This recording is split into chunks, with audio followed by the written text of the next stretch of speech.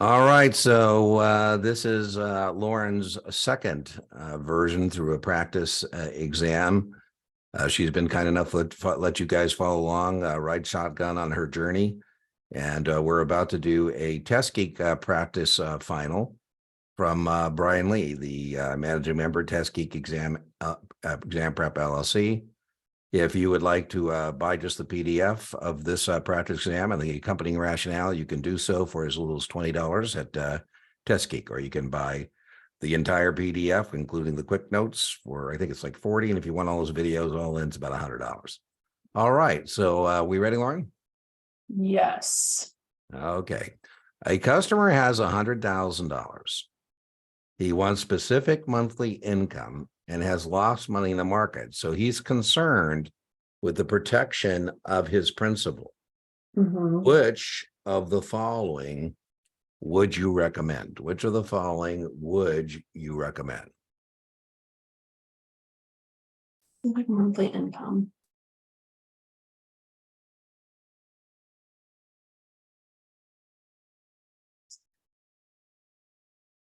He's lost money in the market, so he's concerned about his protection of his principal. Which of the following would you recommend?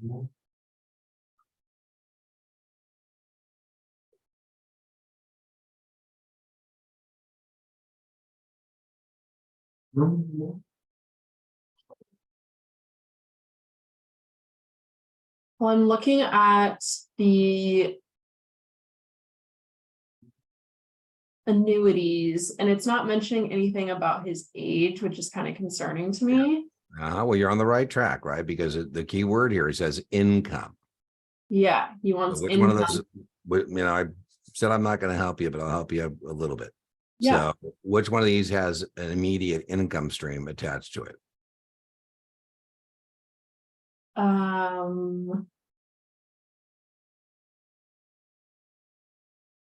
Well, the mutual fund is redeemable shares. Mhm.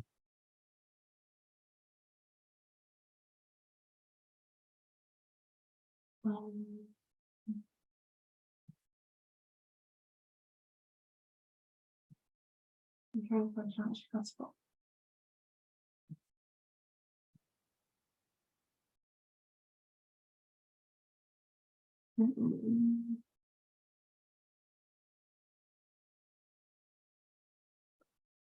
This is kind of a tough start, team. It is, but man, is what it is, right? Yeah.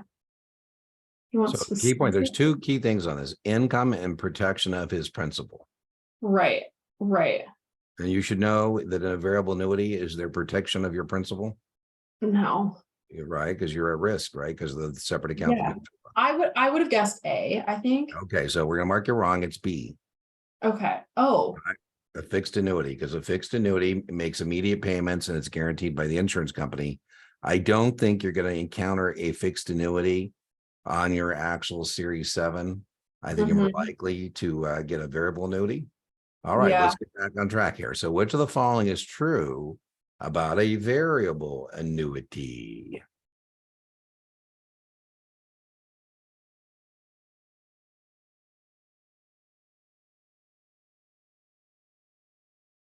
Well, returns are not guaranteed. Right on. I love it. Process of elimination. You are correct. Remember that you can't use the word guarantee on a securities product.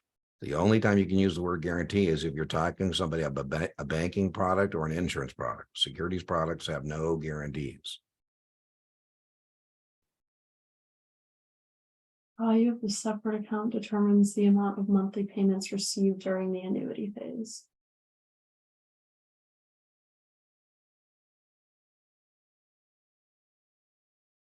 Withdrawals are not. The number of units in the separate account varies during the accumulation phase.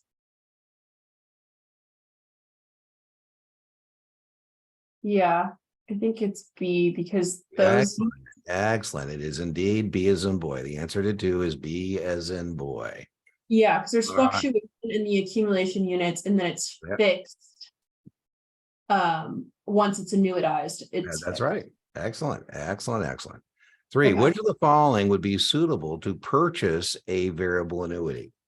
Which of the following would be suitable to purchase a variable annuity?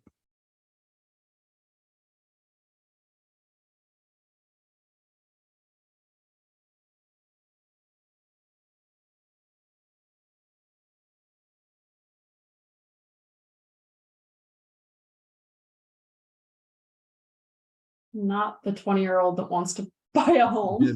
No, that's right. 70 years old in capital preservation. Yep, they're out. So they're out too. Just lost his job. No, this one's A because he's maximized. Yeah, that's his exactly other right. That is the pivot retirement. hint.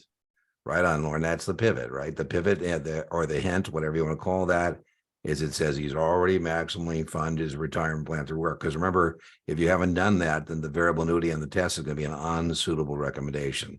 So the answer to the 3 is A. An Yeah. investor owning an option contract liquidates the position. The order ticket, the RR would enter. Oh, this is a good one. This is a guaranteed answer set on the test. You are going to see this answer set. Yeah. Investor owning an option contract liquidates the position. Okay. So that's like, let's say I'm exercising my long call. Well, let's say you're long a call. So if you are long a call or a put, you did an opening purchase, you're correct. And so now you remember T, the contract can be traded, the contract can be exercised, the contract can expire. Yeah. So the way you get out of this thing, if you did an opening purchase, you want to liquidate, you want to go home. Closing sale. Excellent. The answer to 4 is indeed D. Now on your real test, that could be any one of those, depending on what they asked you. That answer is definitely on the test. Now, what I would suggest you do is I'm going to send this to you, this PDF.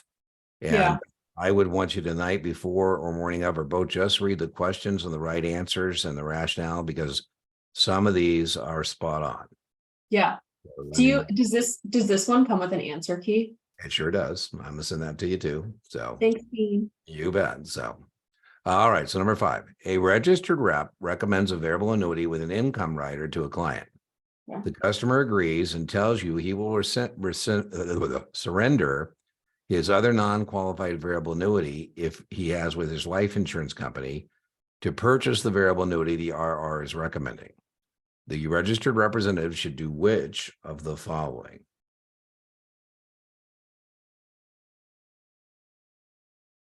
Well, whenever I think about variable annuities going from one insurance company to another insurance company, I think about 1035. Uh-huh. But I'm reading the other ones. Yeah.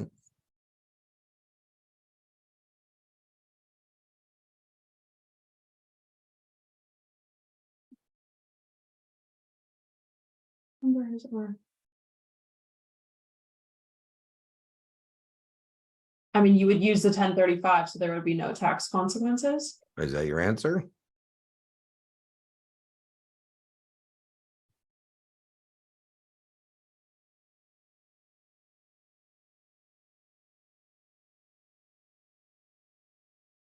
Yeah. You got it wrong. Brian baited you on that. He used that 1035 to get you. Okay. In the normal course of things, that would be correct. But what you should do is reevaluate this thing, right? Because I was kind of looking at that because I was Yeah. like, this feels too easy. Yeah. Well, you don't get too like where you can't squeeze the trigger anymore. But that was Brian baiting on the 1035. So why is it reevaluating? Because here the rep didn't know about this other thing, right? An income rider, customer agrees. He tells you he's going to surrender his other qualified variable annuity he has with his life insurance to purchase yours. Mm-hmm. I don't know about that, right? So he wasn't aware. Got it. Okay. Right. All of a sudden now this guy's telling me he's got, other things going on. All right. An investor informs you that he wants to save for retirement. His main objective is to avoid purchasing power risk and to be paid income that may outperform inflation. Mm-hmm.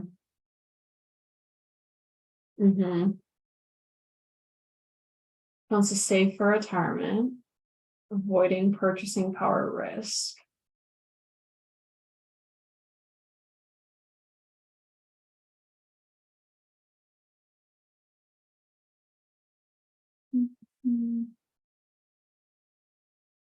Paid income that may outperform inflation.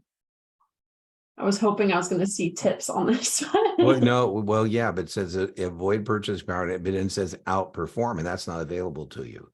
So Oh, yeah. what is your other one besides tips? Right? Besides tips, what else might even outperform inflation? Hmm. We have an asset class that typically outperforms inflation over the long term. Mhm.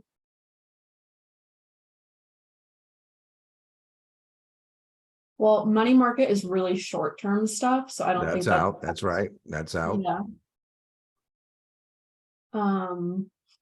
And we just learned, well, we knew this, but a fixed annuity is like the income. Yeah, so that's not going to do system. well. That's not going to do well. Yeah. A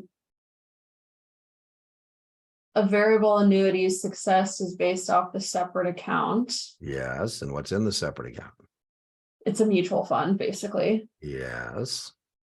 Um, And what's in a mutual fund?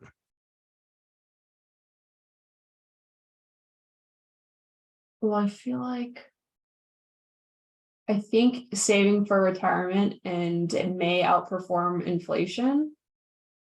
Mhm.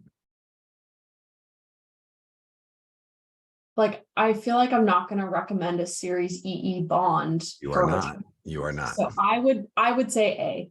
You got it right. That's correct. Because of the separate account with the common stocks perhaps in it.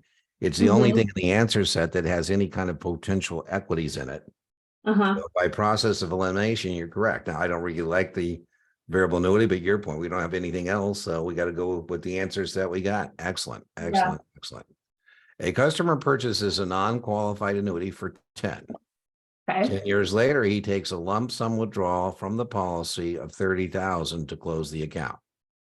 What is the tax reporting?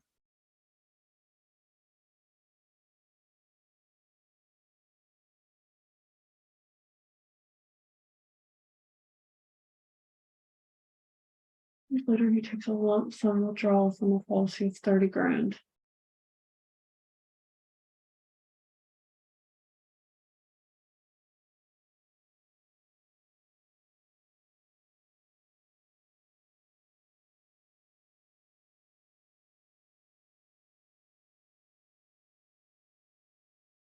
Well, correct me if I'm wrong, but I'm pretty sure you take the difference. Yeah, so what's the difference? Cool, it's 20. Okay, now you got 220. So which one you taking? So we're looking at B and D.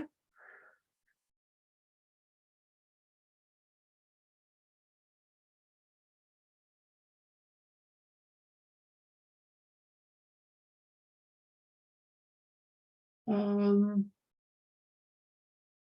and the money you put into a variable annuity. Yeah, that's why you were Post-tax? correct to say the difference, right? Because you already paid taxes on the 10. That's your cost Yeah, base. because it's post-tax, right? That's Yeah, right. That's right. yeah. So what is it, capital gain or ordinary income? I'm trying to remember.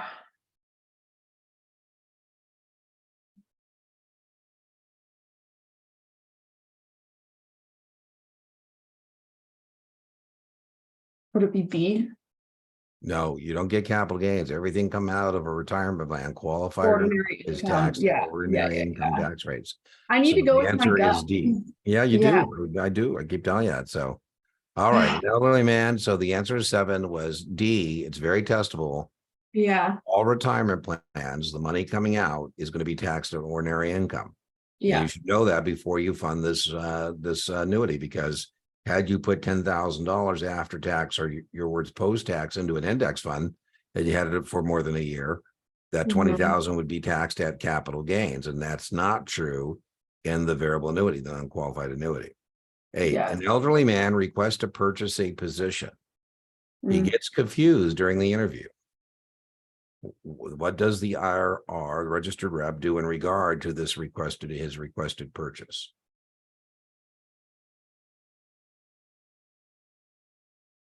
well, you're not just gonna go ahead and do it. Yeah, no, hey. You're not gonna tell him that it's like not suitable necessarily. Right.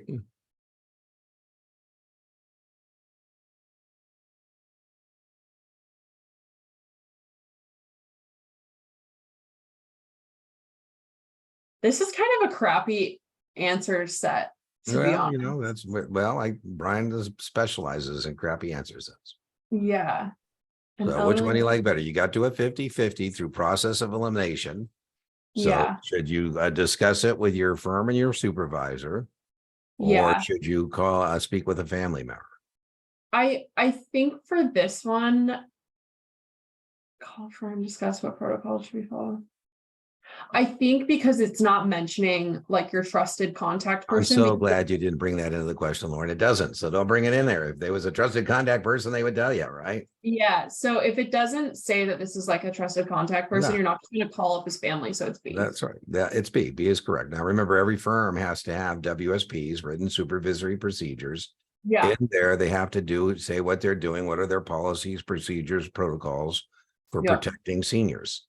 And then remember your point is a trusted contact person can be appointed, and then I can, put a hold on the transaction until I reach out to that trusted contact person. Yeah.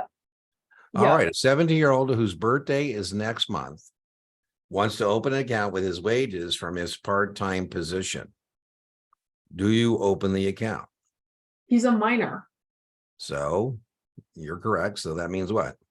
Well, it's not like you need to get permission from his parents or permission from your manager. You can't open the account. You have to refuse. There you go. C is the correct answer. Indeed. We don't have accounts for minors directly. Right on. Yeah. 10. But yeah. Okay. Yeah, refusal. C is the answer. An investor owns the following positions in his account. He has 150,000 long. He has a registered debit balance of 70 and has equity of 80. Okay. He sells XYZ for $18,000 and at the same time buys ABC for 20,000. How much is required to deposit? How much is he required to deposit? Okay. Hold on.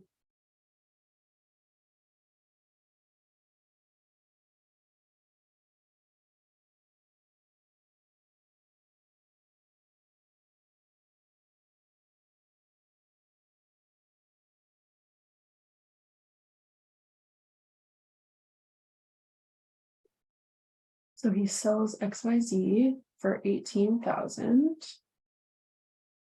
At the same time buys for 20,000.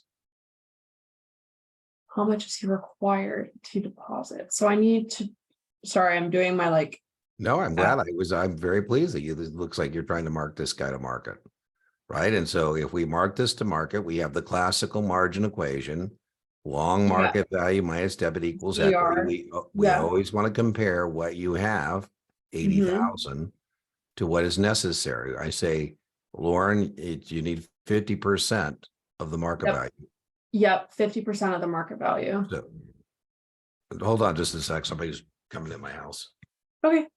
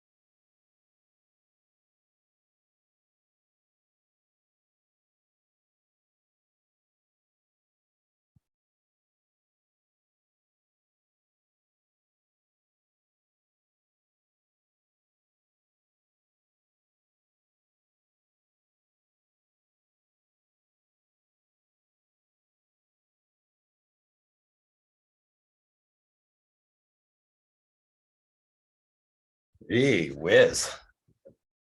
You good? Was the FedEx guy. I mean, man, he's like, sounds like he's trying to tear down my door to, you know, Oh God. oh, good news. Okay. He delivered. Okay. So So we had 75,000. So that means we have $5,000 in excess equity. Were you able to get that far? wait, say that again. We do a mark to market Mm-hmm. and we say,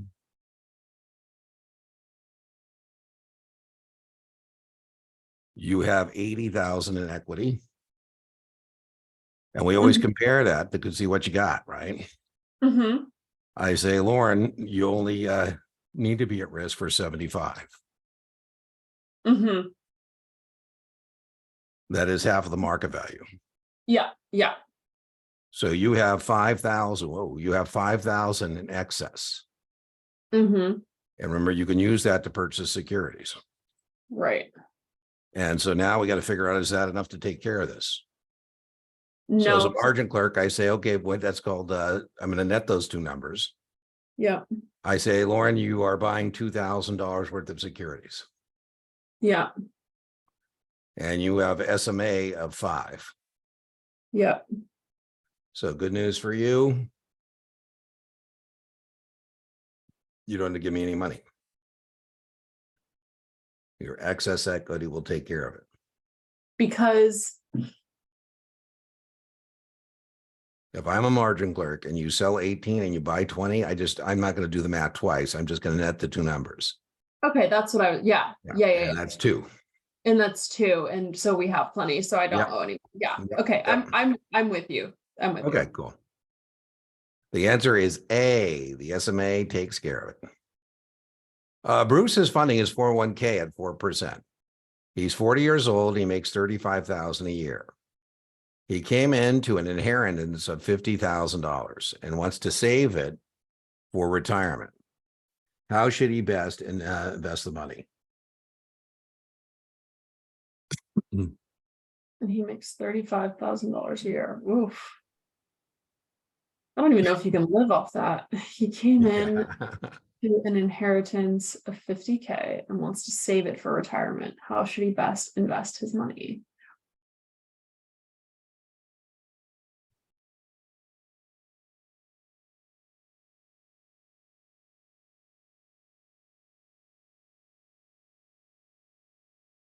He is 40 years old and makes $35,000 a year.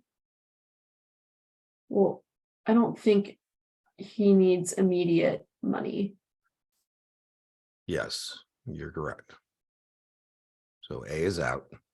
Yeah, but here's the thing. He's 40 and we don't normally recommend opening up another variable annuity until you've maxed out your current 401k. Excellent. That's exactly correct. The answer is D. So, You never buy a yeah. variable annuity until you take care of maxing out everything else that's available to Right? you.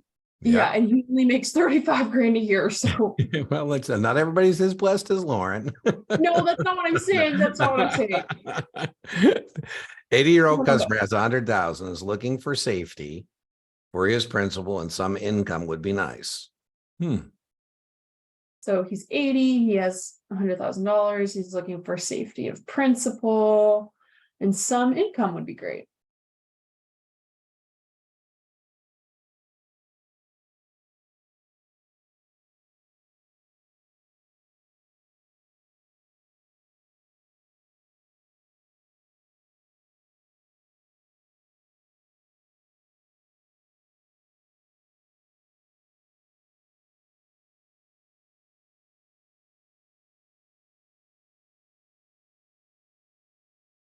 Safety of his principal. That's key. That's key. Whenever you hear that on your test, what do you know it means?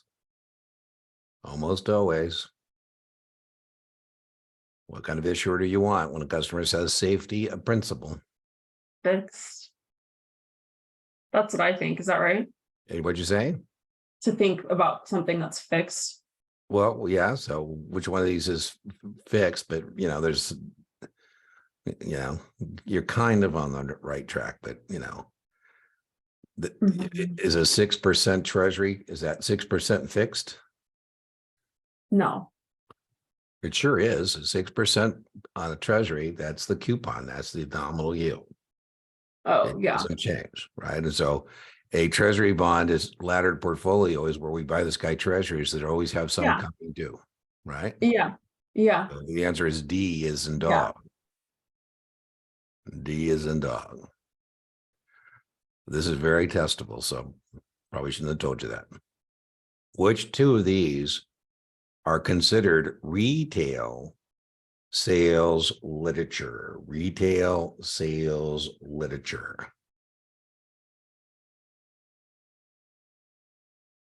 Or what we call retail communication. Communication.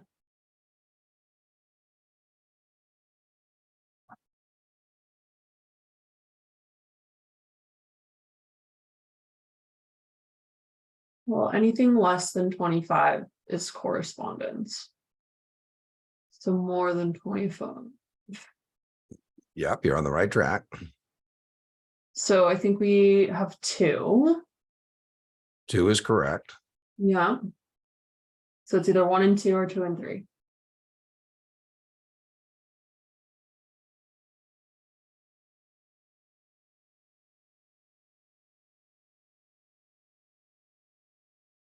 Well, would it make sense for 2 and 3? That's exactly right. It would not. So A. Yeah, and then remember 3 and 4 would be correspondence. Remember the distinction between 1 and 2. By the way, number 1 is a form letters. That's what that's called. Mm-hmm. And 1 and 2, remember, requires principal approval pre-distribution. 3 and 4, pre or post distribution. Mm-hmm. Principal can decide what to do. Excellent. Mm-hmm. A customer owns an individual account and buys 100 shares of stock and tells the rep to watch the stock. The rep notices the stock is dropping. The rep calls the customer and finds out the customer is out of the country. As a registered rep, he should. Well, you're not just going to take instructions from the spouse.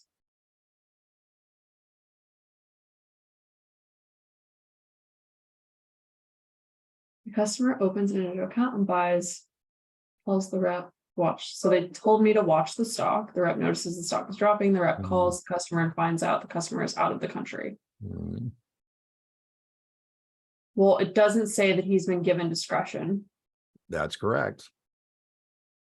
And you don't just make a decision. You don't just go buy for your own account. That's correct as well.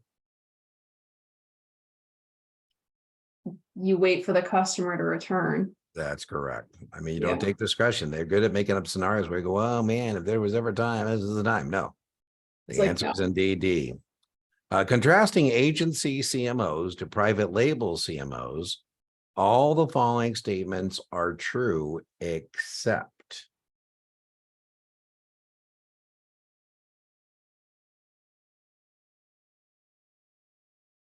Well, agency is safer, That's correct. which means that agency would have a higher credit rating. Yeah, that's right. We're looking for something that's false, and A is true. And then a private label, that would then be true to have a lower credit rating. That's correct. I like it. Logic is working well.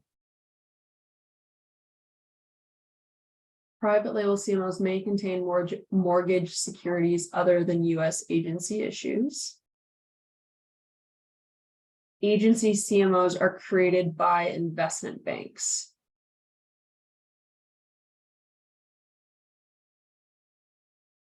I don't think that's right. True, except. And remember, you said you don't think it's right. And remember, we're looking for something that isn't what? Yeah, I would choose C. You are correct. Remember, we talked about this the other day, structured finance.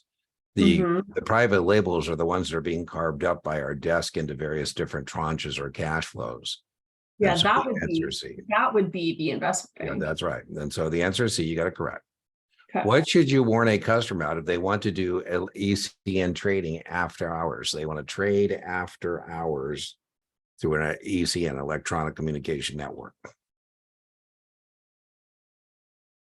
Oh, I haven't done a question like this before. Okay. Let's think real life.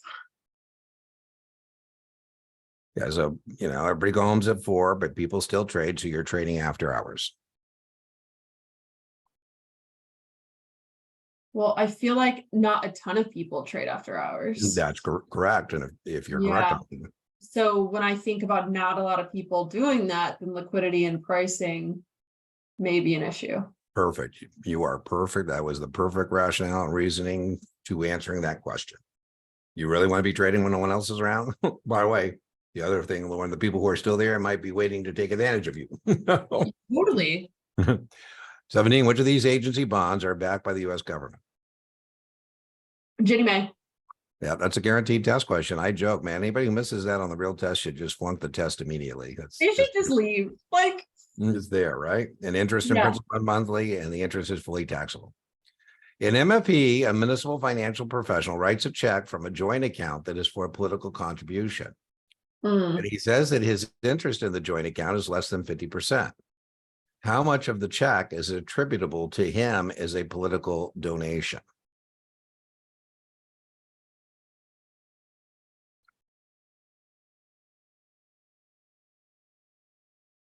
I've also never seen a question like this for a political contribution. Well, I told you, my friend Brian and I, we're not test prep vendors trying to sell you textbooks or anything. We're helping you pass the test.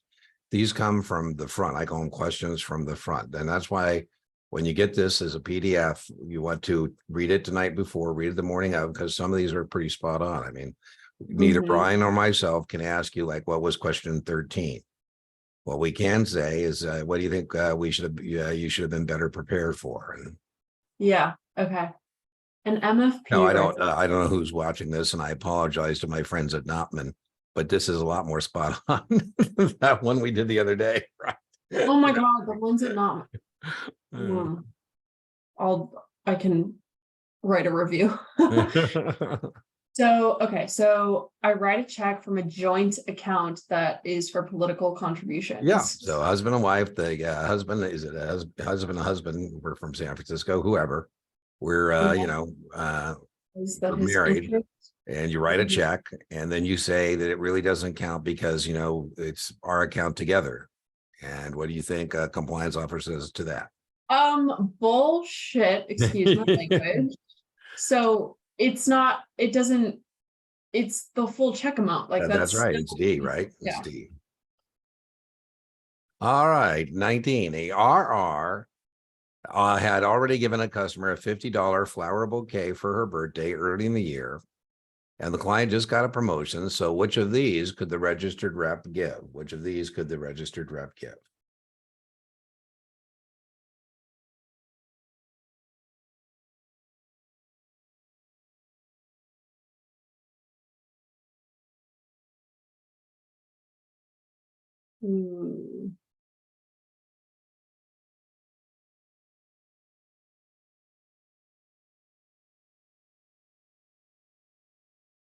Well, the ticket thing, they're trying to get you on the ticket thing, but they're not going. That you're on the right track. That's exactly right. Whereas, if you're there, it's not a problem, right? So I think, and they're also trying to trick you with the numbers here too. That's because right. if there was something that kept this under $100, you could just send them something, but he needs to take the client to dinner and have it be like a work dinner. Perfect. Perfect. You nailed it. How often do CMOs pay dividends? CMOs pay dividends monthly. Right on. Just like the mortgages that underlie them, right? That's what What should a register do if their rep do if their client wants to make a speculative purchase in an UTMA account?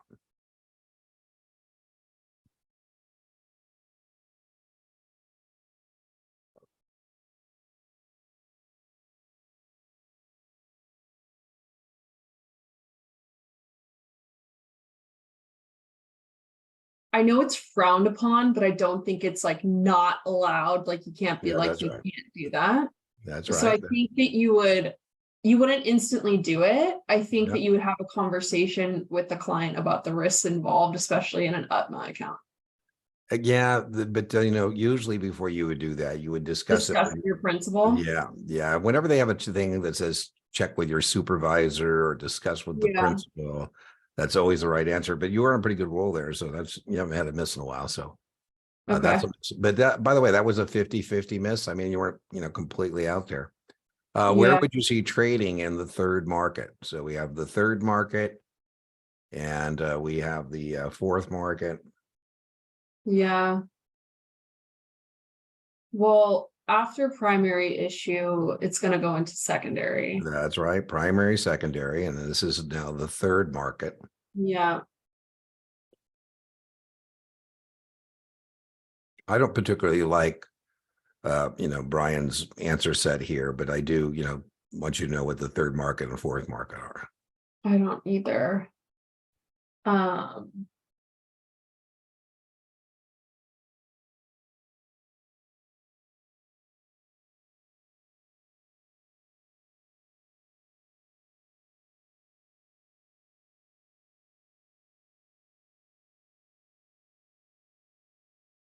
um,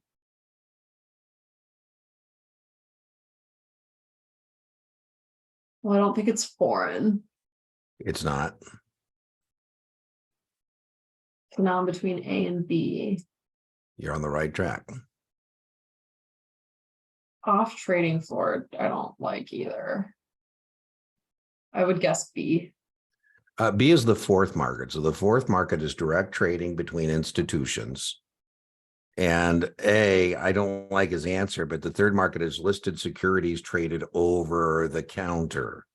So not traded on New York where they should be trading, right? Or would normally trade their home market center. So the answer is A. Don't like his answer set.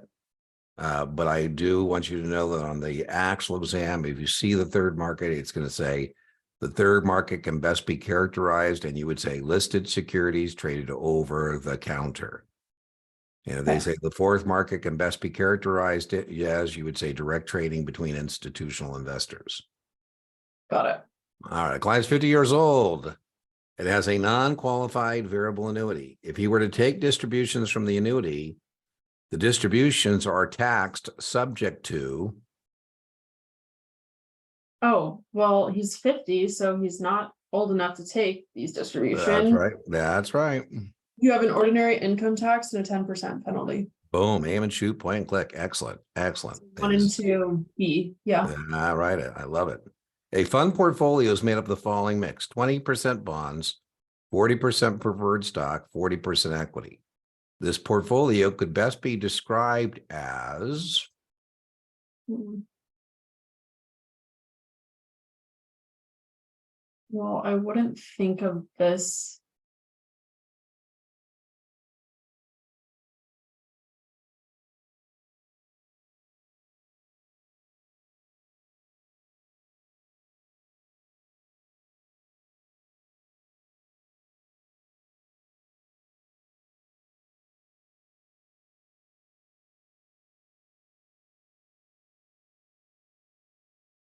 Hmm.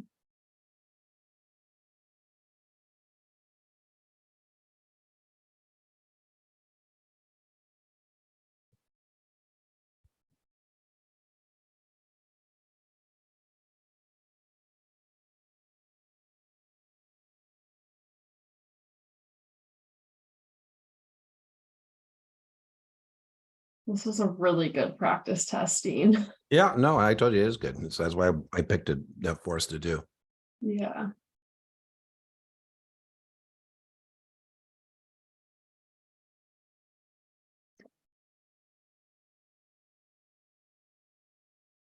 Okay, well, let's like break this apart. So with bonds, I know that I'll get some level of income. All right.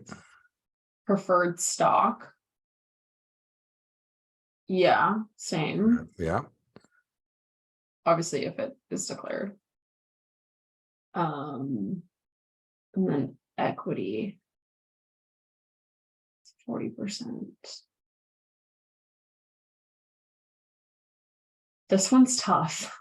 Yeah. Well, when you're tough, you still got to just squeeze the trigger and sign it to the universe, or Yeah, I know. I feel like I've missed a lot. So you have missed 5 this far. yeah, which is not great. Well, that's okay. I mean, this is a tough exam, and like I say, it's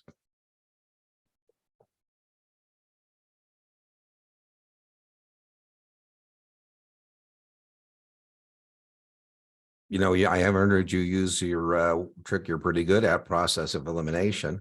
I know, that's why I'm trying to process of elimination this one and I'm struggling. Okay, well, so I'm equity fund, it can't be an equity fund because it's got bonds in it. correct.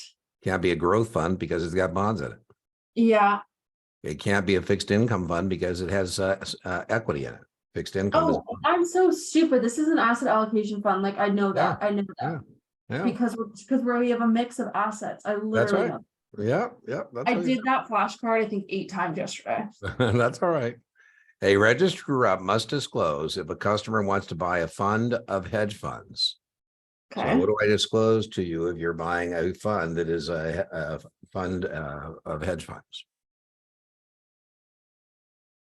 Well,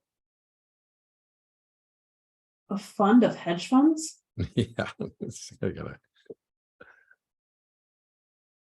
Well, hedge funds are sketch and I guarantee Yeah, so that's what you should tell them, right? What are these most closely approximates what you just said?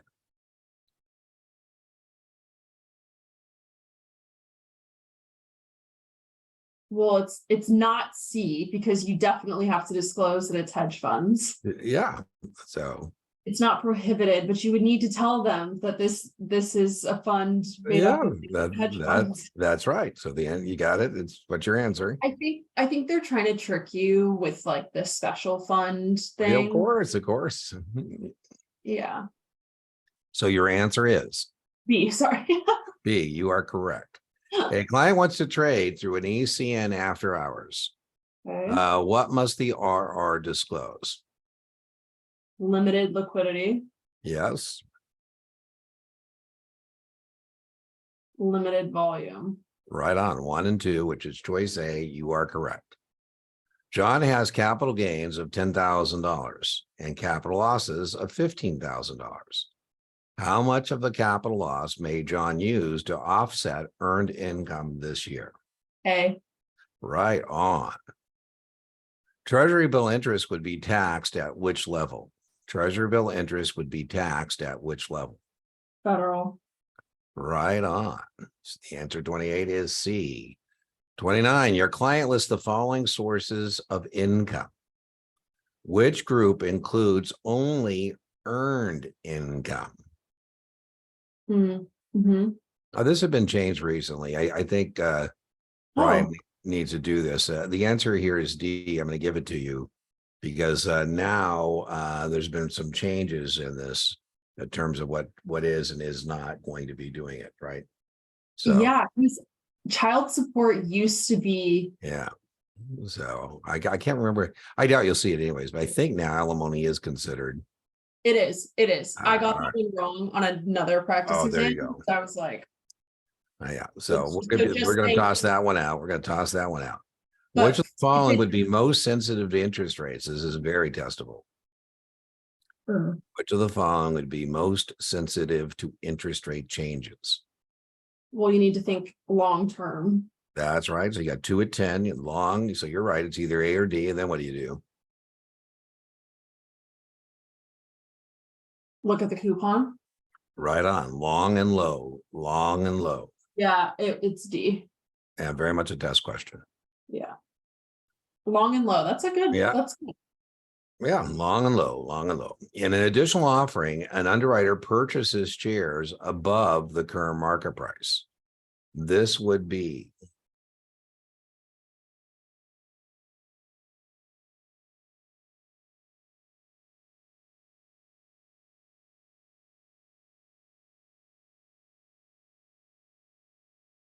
In an additional offering, an underwriter purchases shares above the current market price.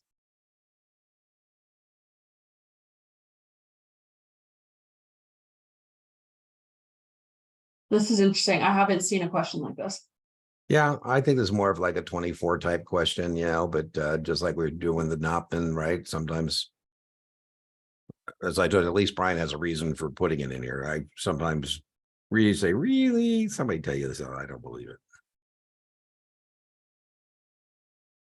Because I'm trying to think of why he would buy it above the current market Yeah, price. well, I like your word earlier. Sounds kind of sketchy to me. Yeah. Why would you be calling somebody and saying, hey, even though it's 25, I want to buy it at 28? I think that's weird. So I would choose B. You're correct, right? Because that would be, I'm trying to make it look hot when it's sticky, not test terms. Right? Got it. IPO, I'm trying to make it look like it's an instant profit opportunity. I'm Yeah. pumping it. I'm going to pump it and then I'm going to dump it. So Well, all yeah, 'cause kinds of that's rules like, about stabilization. That's called pegging. It's a legal form of pegging. And if we do it, it has to be in the prospectus, and better to have it in the prospectus and not need it than need it, not why, have it. why would that be in the prospectus? Well, because we're doing, like, for example, Facebook was a $38 firm commitment underwriting. And Yeah. Morgan Stanley's the lead underwriter. Nobody's buying the new stock at 38 if they can get the old stock in the secondary market at 32.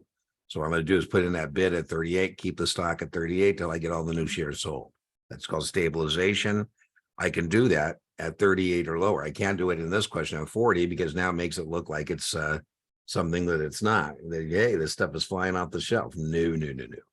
I had a Yeah. client one time. He said, Dean, the stock doesn't seem to move. I said, I would sell it. I mean, if this stock is stuck at 38, it's obviously not hot. They're probably stabilizing it. And, as soon as they remove the stabilizing bid, it's going to find its natural price. Yeah. So the answer to 31 is B.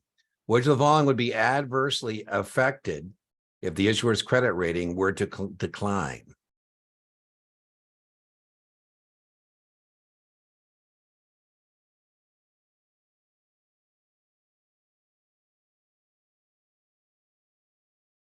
C. What'd you say? C. You were correct. Very much a test question. Equity linked notes and exchange traded notes are debt instruments, and therefore the credit rating. That's very testable, and you nailed it. You're golfing with your client on Sunday morning, and he tells you to sell 100 shares of the market. As is our arb, what should you do?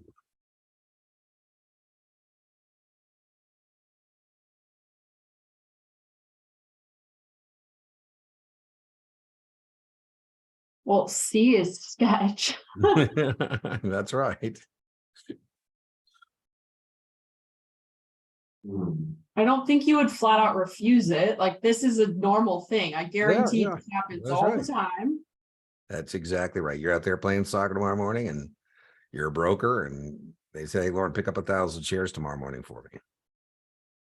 Yeah, I think D is fine. Yeah. So what'd you say? Isn't that correct? What'd you say? I didn't hear you.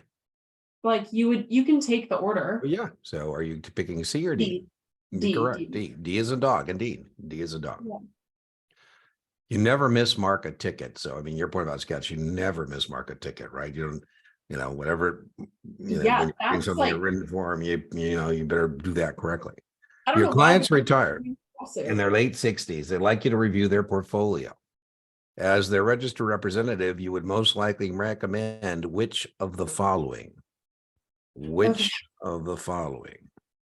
Well, you gave me kind of like a trick that I think is That's right. helpful. Okay. You I like the take- trick. You take the age and you subtract it from 100 to figure out equity. That's right. I like that. So you're going to take 100 minus 60. Yeah, or even late, we can say closer to 70. So Yeah. but- Well, that's right. yeah. Oh, my bad. Yeah, that's right. Late 60s. There we go. That's even more helpful. Yeah, Isn't so that means that we're gonna want like a less equities. it? Right. So we're gonna want like 30% equities-ish. Yes, that's right. So we can take out B because that's too much. That's right. I think D is too little. Yes. Like So it sounds now- but what is that? What's that with the 3 little bears or the porridge? This one's just right. Right. Okay, so Those now are we're too looking at A and C. Let's see what else is in there. Yeah, maybe that's really important to see what's in the rest of the answer set.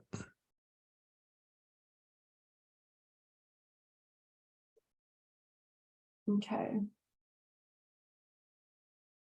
So, oh, there's more equities in the first one. That's right. That's right. We don't want that. So it would be C. Excellent. Excellent. And a Excellent. little cash, and a little cash when you're old is good. Yeah, I like it. I love the way you attacked that. That was a perfect attack plan. You got the right answer. Wonderful. 35. In a new margin account, your customer places an order to buy 100 shares of XYZ. The trade is executed at 18. As their registered rep, you would inform your customer they'd be required to deposit. Okay, so it's $18 a share. Wow, wow, wow.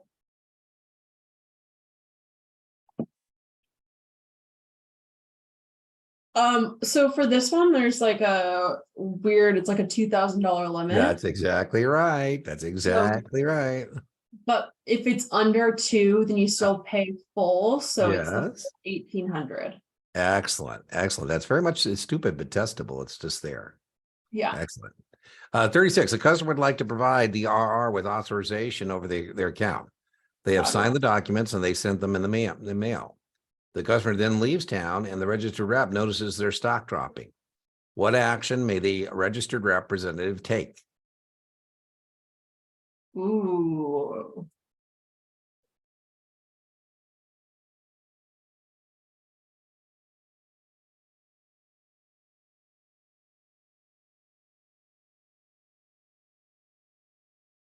This one, they're really trying to like trick you, and I They don't always like do, it. right? They're trying to get you to say that, well, gee, if there was any time I could do it, this would be the time. Well, it's like it's tough because he doesn't have the signed That's documents. right. That's exactly right. So I don't think he can do anything yet because he doesn't They're have correct. That's right. documentation. It's B, right? And then you can always, when you get stuck, you're correct. It's B as in boy on Yeah. 36. But the other thing you can do is just in your own mind, play it forward and say, okay, so let's say I do that. And I don't have that paperwork. Oh man, that could really bite me in the butt. Right? Yeah. All right. 37. According to FIN Rule 5130, all the following are restricted from purchasing a new issue except. All the following are restricted from purchasing a new issue except. So yeah, they're saying 2 people can. Mhm.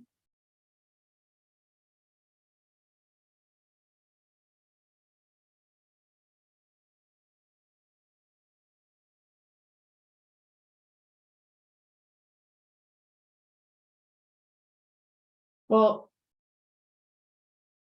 I know that underwriters, Mhm. like their orders are That's filled right. last, That's right. but that means that they still can place them. Well, we're supposed to make a bona fide distribution to the public. And so we are what we call restricted persons. As a restricted person, an employee of the broker dealer, immediate family member of the broker dealer, Yeah. I am not allowed to have the new issue allocation.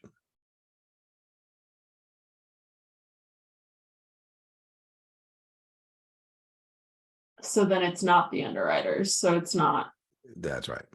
2 and 4, it's 1 and 3. Yeah, it is. It is remember 1 and 3. It's always good the employees want to buy their own stock. Nobody can say they can't do that. So Yeah, like employees why can always couldn't buy their own stock. why couldn't the wife of the Yeah, CEO? that's a great thing. She wants to invest, Yeah, right? 1 and 3. Yep. An investor is long one OEX December 420 call for 1200. When the current market value is at 445, the investor exercises the option. He would receive.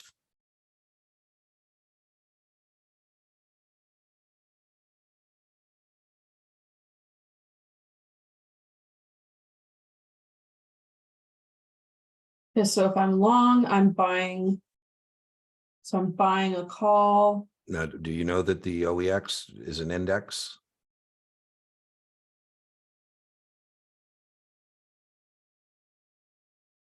The OEX is the Standard & Poor's 100.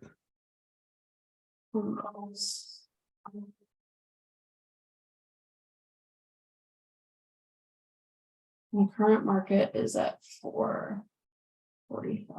The investor exercises the option.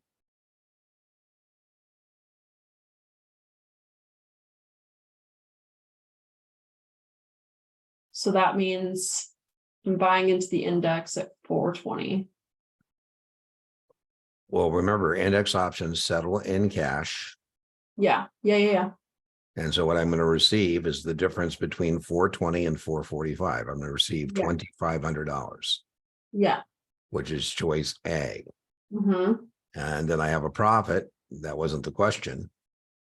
But the difference between the 1,200 and the 2,500 is my profit. That wasn't the question. The question is, what will you receive when you exercise an index option? You'll receive cash equal to the amount that it's in the money, the intrinsic value. And that's T Mm-hmm. plus 1. Yeah. The option contracts. So the answer is A. You should definitely know that index options, the contracts, and the exercise are both T plus 1. Mm-hmm. Yeah. Definitely know that index options settle in cash. Yes, I know that. And then, Okay. so what are other examples like OEX? I feel like that's a common one. Well, So I got to that's tell you, on the channel, on the YouTube channel, this exam is there, and I can't tell you how many people will call me and bitch about question 38. And I said, well, just call Brian. It's not my question; it's Brian's question. And people yeah. don't read that last line. He would receive. You're not going to receive the stock in an index option.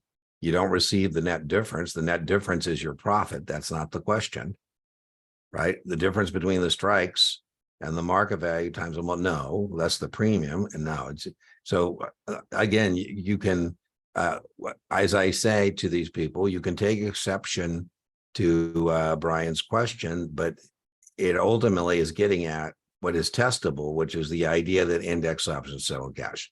So, there's been Yeah. a couple of questions where, like the third market one, Brian's my brother from another mother, but would I have written a question that says it's off the trading floor? No, I would have said listed securities traded over the counter. So, but that being said, on the broad avenues and highways of what you're going to see on the exam, this is a good practice exam. And P.S. I'm marking you wrong on that one. But like, because like OEX, when I see OEX, I Yeah, think without that part, that's why I asked you. I think that's kind of a little unfair for Brian on the question to assume that somebody knows that's an index option. So if I were writing that question, I would have said an investor is long an OEX parentheses index option December 420. It kind of told you that it's an index option, but yeah. well, I'm sure I'll ask Brian about it, and I'm sure he's going to say, "Well, I should know that." Because I'm joking, I'm making him sound like he's more difficult than he is, but Yeah. they would But probably. like on the actual exam, do you think it would tell me Oh yeah, index? oh yeah. I think it's going to be a pretty much an aim and shoot point and click question. Okay, good. 39. Your customer is 42 years old and is seeking income to diversify his portfolio, but he's concerned about rising interest rates. As their registered rep, you mentioned that equity investments usually do well in a rising interest rate environment. The customer is a bit uncomfortable about investing in stocks at this time. Which of the investments would be least interest rate sensitive? Least Interest interest rate rate sensitive. So the customer is a bit uncomfortable about investing in stocks at this time. That's helpful.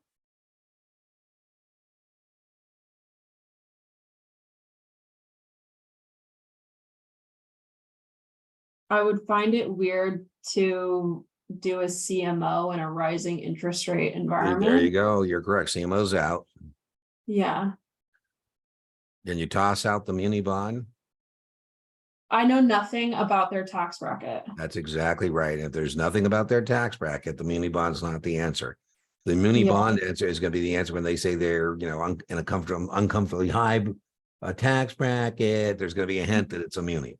So it's not a muni.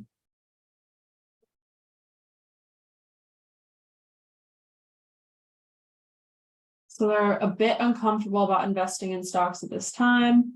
But here's the thing, as interest rates rise, bond prices decrease. That's exactly right.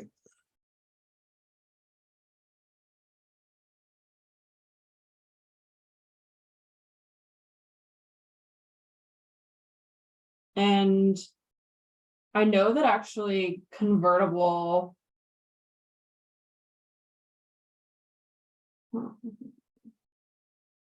I'm like torn on two different things. This is what I'm thinking. So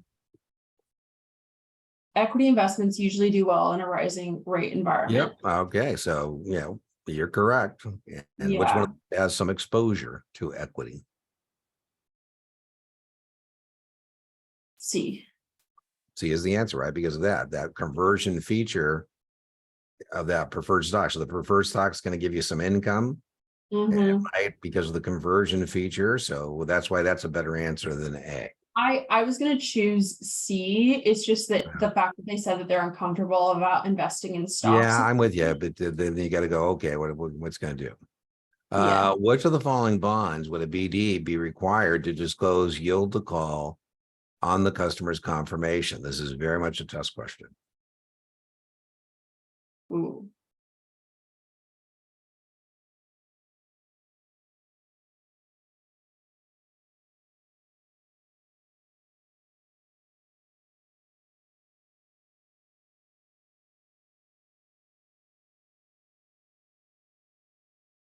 I don't think I've ever done anything like this before. Well, what you're being asked here is Mhm. one of these bonds is not like the other. Right. And they all nine trading at a 9.5 basis, nine trading at 9 basis.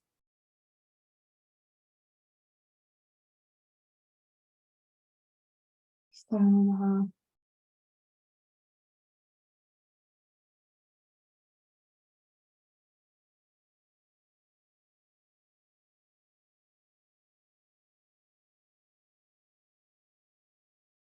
Well, D is the only one where the nominal is greater than. You're correct. It is D. That's a bond at a premium. And when you buy a bond at a premium, it's very likely the bond is going to be called. And so we're going to tell you, you may still want this bond. But I say, Lauren, if this bond gets called away from you, your yield to call is 6.5. If that's still okay with you, that's fine. But that's something you should know in advance. All Oh, the other bonds are trading at a discount. Remember your yeah, teeter-totter seesaw? I know this because when I see basis, I need to remember that that's YTM. Yeah, that's exactly what that is. It's a fancy word for yield to maturity. Yep, and then nominal. Yeah. Right. All right. So which customer would be most suited to invest 20,000 in a long-term zero coupon bond?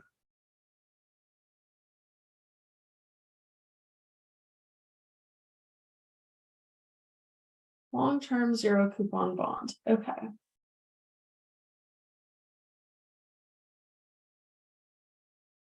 Well, not if you're buying a home. That's right. That's out. Zero coupon bonds for old or older individuals really only makes sense if they're talking about grandkids college. That's cool. Yeah, that's good. So D's out. And there's somebody in the question that may be grandchildren. Yeah. Um, so the two young children, Yeah. that's what I would do. B, you're correct. It is B. B is in boy. Your customer notices the value of the underlying index of an inverse ETF has decreased in value. Mhm. As a registered rep, you would inform the customer that the value of the ETF would.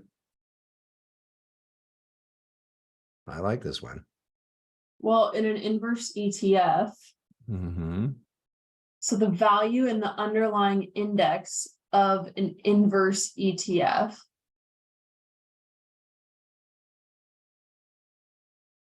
has decreased, which means that it would increase in value. Excellent. A, that's very testable. Good job. A. If a registered representative's mother-in-law wants to purchase shares on an IPO that his firm is the underwriter, he should. Registered rep's mother-in-law wants to purchase shares of an IPO that his firm is underwriting. He should.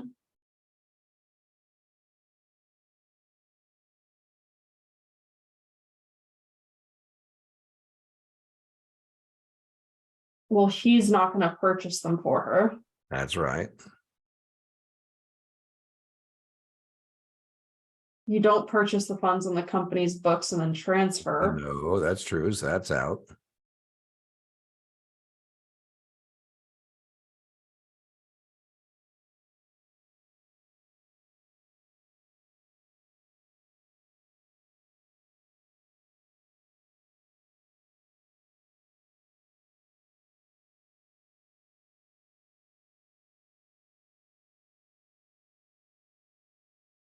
And they're trying to trick you because it's the mother-in-law. Well, it's not a trick. Your mother-in-law is indeed part of your immediate family. Yeah, well, that's what I'm saying. So I think like she would have to purchase them in the second or You're correct. You're correct. The yeah, answer is C is in Charlie because she's a restricted person. yeah. All right. If a client asks you to help him raise capital for a new golf course in which the investors will have ownership, by doing so, you will not be paid, but you will be able to play the course anytime you'd like for free. You would. The client asks you.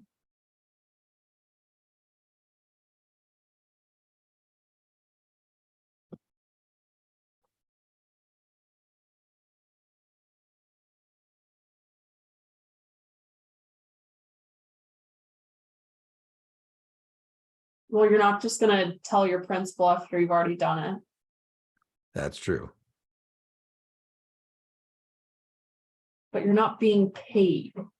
Yeah, you're not being paid. That's important. This is a distinction that I think Brian is making that I don't think the test would make, but that is a distinction that you have noticed in the question. Yeah, so if you're being paid, then it would definitely be an outside business activity, Uh, which you would need to write a formalized letter. mhm.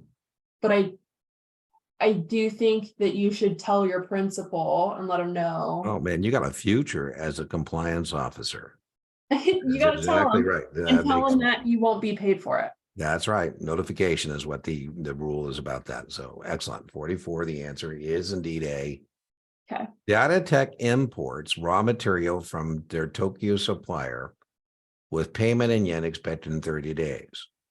However, Data Tech fears the value of the dollar will decline in the near future. To hedge their purchase, they may. Okay, so Datatech imports raw material from their Tokyo supplier. Mhm. So I think Epic.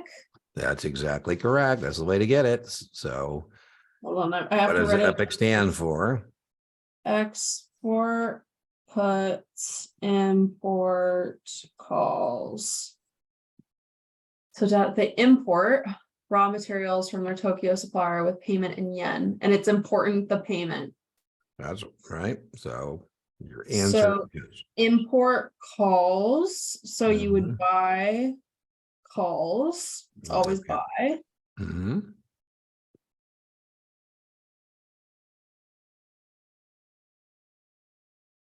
So they fear the value of the dollar will decline in the near future. To hedge their purchase,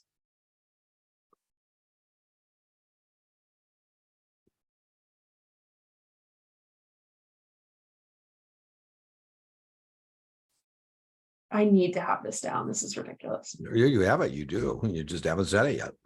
Well, my brain's fuzzy on if it's about the dollar or if it's about the yen. Let's So be I know clear. Let's be I- clear. The dollar is not a foreign currency. This question is about a foreign currency option, and the dollar is not a foreign currency. then you're buying yen calls. There you go. Just Okay. remember that for next time, right? The So dollar.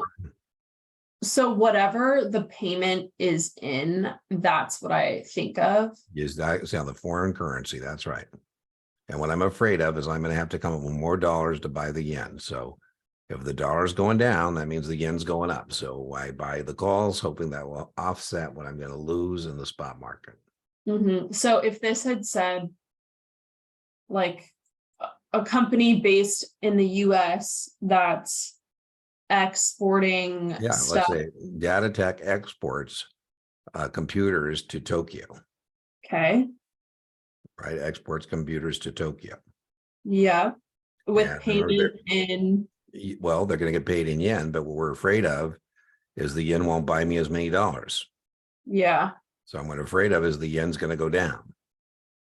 So if I'm a US exporter, so this is a Data Tech exports So their you buy. products. Yeah, Epic exporters buy puts, importers buy calls on the But foreign currency. yeah, so then it would be. Yeah, Oh, so it's always the foreign currency. always the foreign currency, always. Okay. That A makes sense. customer asks you to send duplicate confirms and statements to an outside investment advisor. You should.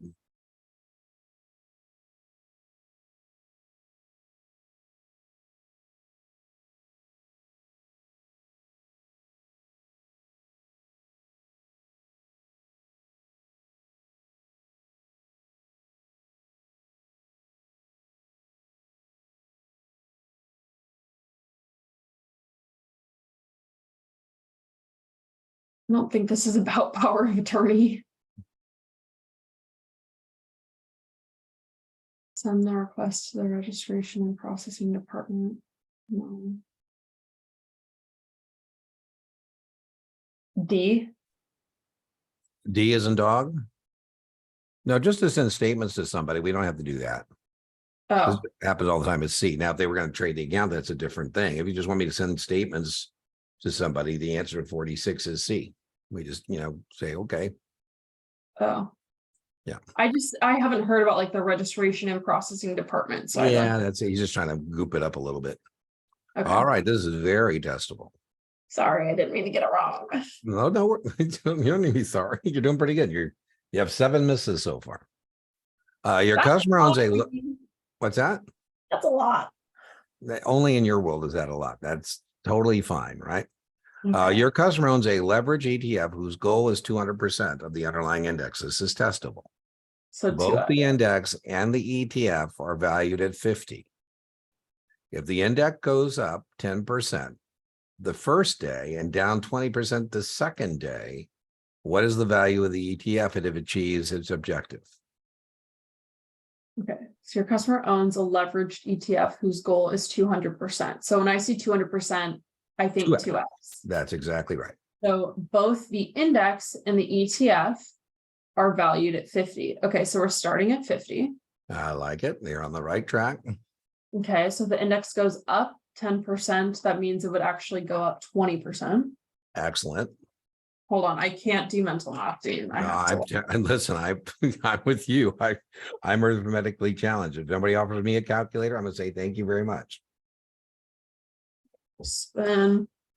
The index was up 10%, it's actually going up 20%, and then on the first day, and then it goes down 20. Okay, well, let's just slow down a little bit. So if it went up, you're on the right track. So if it's 2x ETF and it goes up 10, you said it would go up 20. You're right. So we need to know what is 20% of 50. It's 10. So then it'll So we're let's at make a note, 60. 60. So now it's at 60. Sorry, I wrote it down. Oh, okay, cool. And then now it so goes it's down 60. 20% the second day. Which is actually 40%. That's right. So now we're going to take the 60 times, 40 or whatever you want to do, the remainder, however you want to do that. Yeah. So now we're less 24. Yeah. Which is 36. Excellent. Excellent. That is very much a test question. I got those. A member firm completes an agency transaction. Okay. Which term best describes this transaction?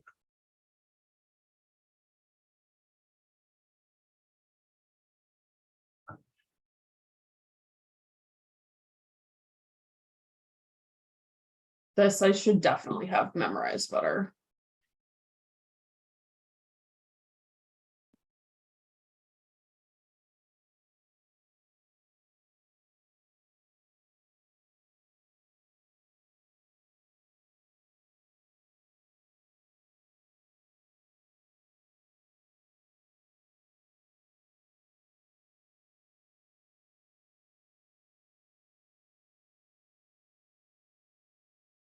Okay,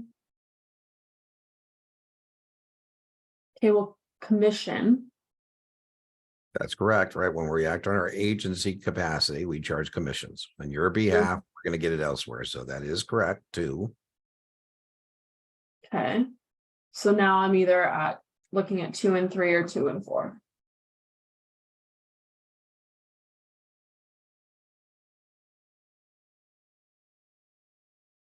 I think it's 2 and 4. No, dealers charge markups. It's 2 and 3. Right? I just need to Brokers know. act as agents for commissions or A, B, C. A, B, C. Is that a Agent, broker, commission. Oh, that's Agent, such a great way to broker, remember that. commission. Well, I didn't know that one, Dean. well, you got to remember, Lauren, you haven't come to my class. You've been not getting the full thing from start to finish. We've been cherry picking our way around this stuff, right? Agent, broker, commission. I'm never gonna get that wrong again. ABC. I'm gonna get that right on Monday. There you go. Remember, that's definitely capacity definitely needs to be disclosed. What would be the result of shareholders' equity if there's a 10% stock dividend is paid?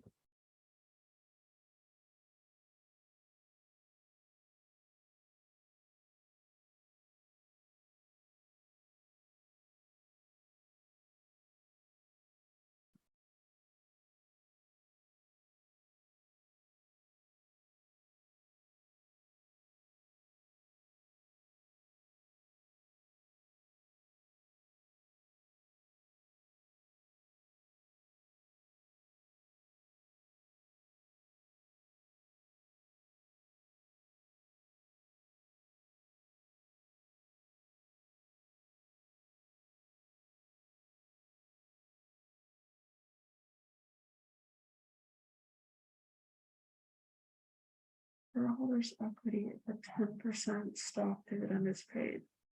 Okay, so we talked a lot about this week. Mhm.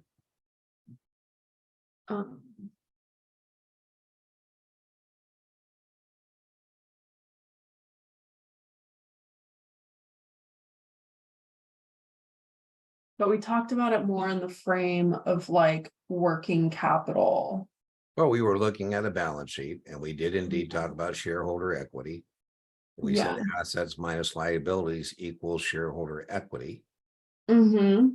And they're asking, how is that part of that balance sheet that you and I discussed affected by a stock dividend? I, by the way, could also say a stock split.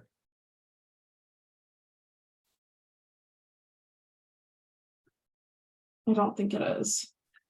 That's correct. There's no change. It's a marketing gimmick. That Right? I would have said D. Yeah, that's correct. No change. There's no change in proportion ownership. No change in any of that as a result of a stock dividend or stock split. Is that stock dividend or stock split taxable? So if you had 100 shares, Stock dividend? is that's 10% stock dividend taxable? I call you, say, hey, Lauren, you know the stock you got? They just paid you a 10% stock dividend. It's not taxable until That's right. I would say, hey, they just had a stock split, so it's not a taxable, and you have to adjust your cost basis per share. Yeah. Good job. Oh, in a new margin account, an investor sells short 100 shares at 34. What is the required deposit? Okay. What'd you say? Hold on. I was gonna say, you answered that quickly? I don't believe it. No. Okay, so the minimum is 2,000. That's right. So you're on the right track. So we got to figure out, is it one of those tricks again? Right. But if it's not below the 2,000, well, wait. Half of 34. Remember, you're selling. Whoa! You're selling short. You're not buying 100 shares at 34. You're selling short. Oh, so now I need to think about the required minimum. That's right. The margin requirement, right? Do you need to put up margin if you want to sell short securities? You most certainly do. How much are you doing? Half, right? So what is half of 34? 1,700. So do you need 1,700 or do you need 2,000?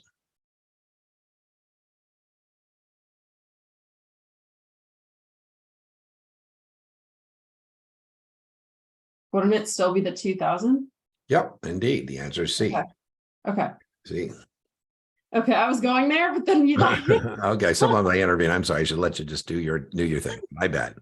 A Wait, customer purchases a security and holds it in their account for 18 months. Wait, Dean, can I clarify something? Sure. Yeah, absolutely. So new margin account, it's always this $2,000 minimum. Like, yes, we're Unless it's under that. Unless it's under that.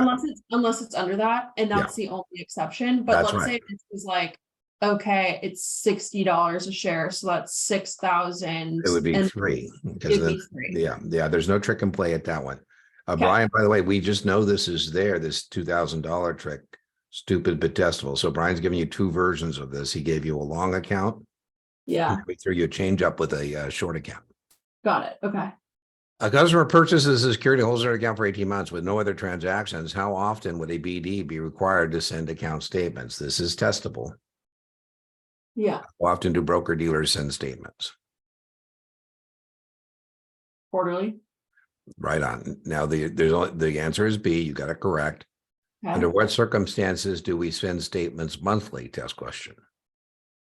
You send statements monthly for sketchy things. Yeah, those are called penny stocks. Yeah. Penny stocks, right?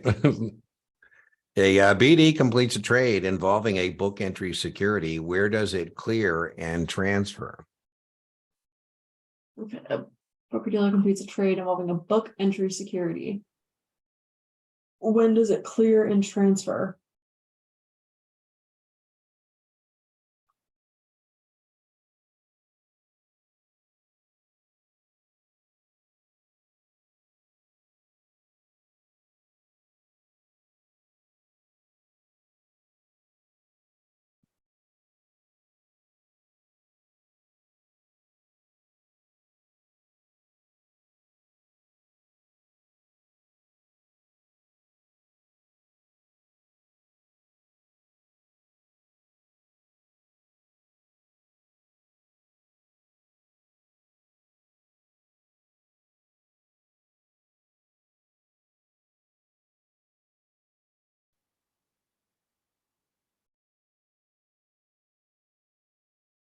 When does it clear and transfer?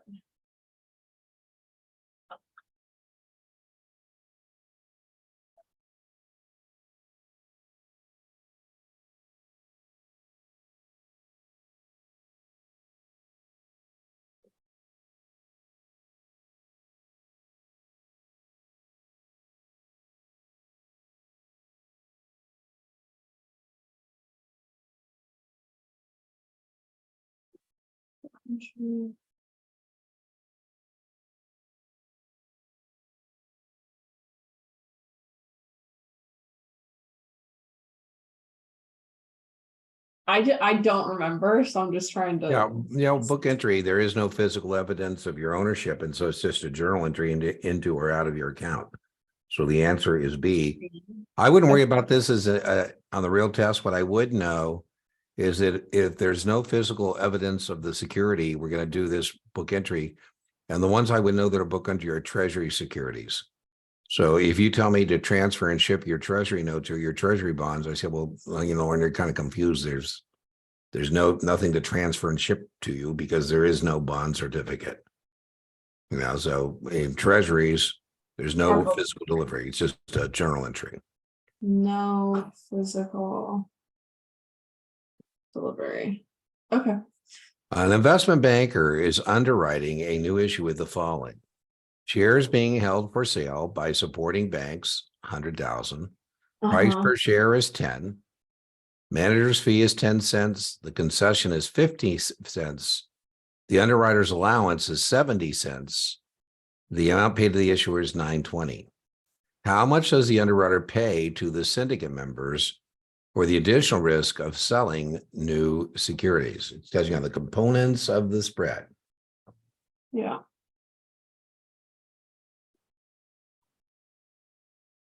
I just remember reading like, okay, the syndicate's total takedown is the Yeah, additional. that would be a total takedown is the bond version of this, the muni bond version of this. Oh, But yeah, pretty similar. It's pretty similar. The terms are very similar. So the spread is 80 cents. You see how we got the spread? The difference between $9.20 and $10. $9.20 amount paid to issuer and the manager's fee. And then remember the spread is 80 cents. And so there are components of the spread. The manager gets 10 cents on every share sold. The concession goes to selling group members, and that 50 cents is included in that 70 cents. So if we're looking at this, let's make a little chart here. Boom.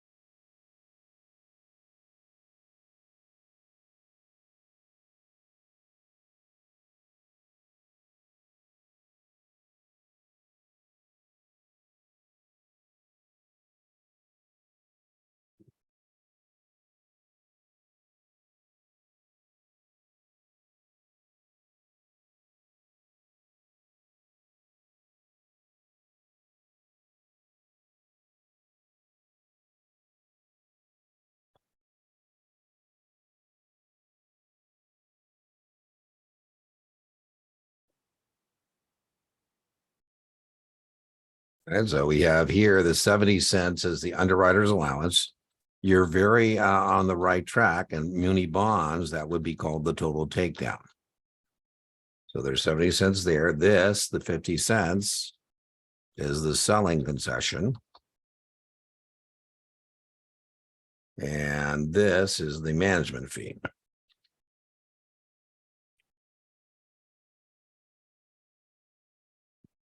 So it looks like we're missing something here.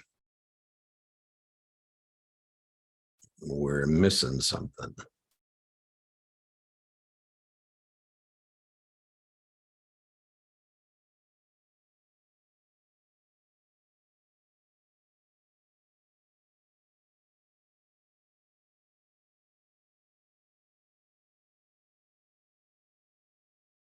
Hmm.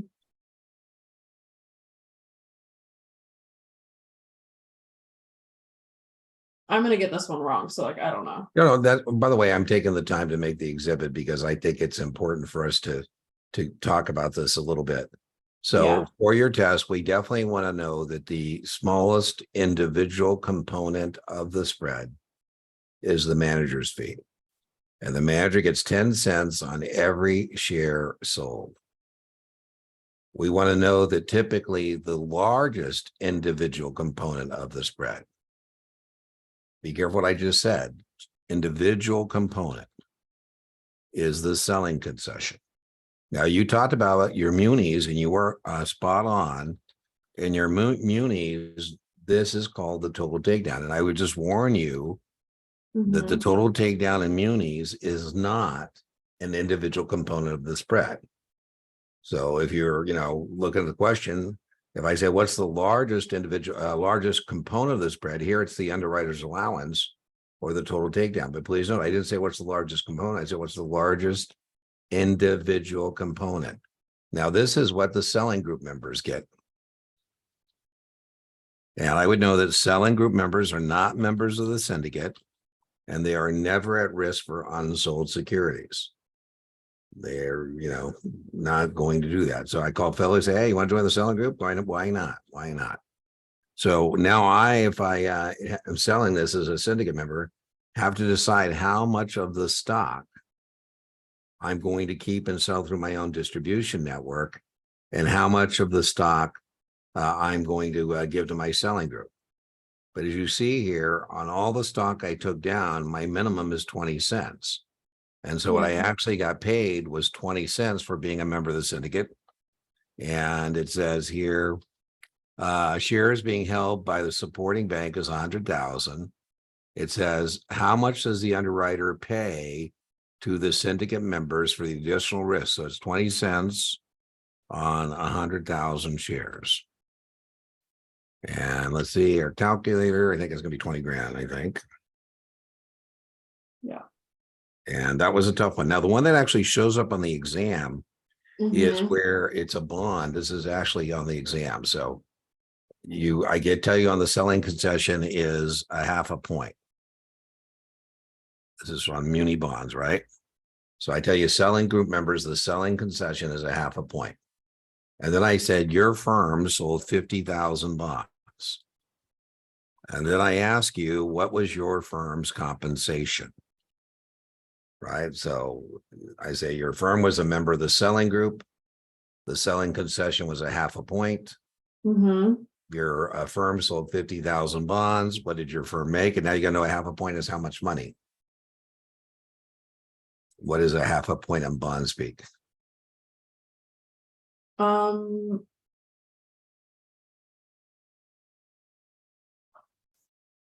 Is this the 1/8?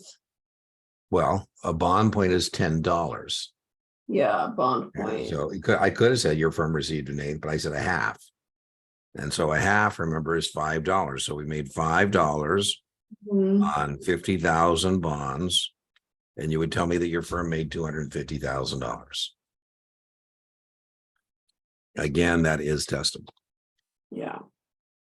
So a bond point is $10. So that's all I need to remember to figure that out. That's right. That's right. Remember, corporate to muni bonds trade in eighths. Yeah. And government bonds trade in 30 seconds. So I'm going to mark you wrong on that one. Yeah. And that means you've missed 10.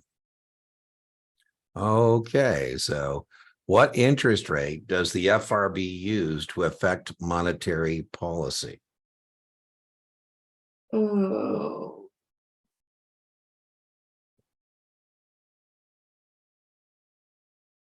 Affect monetary policy.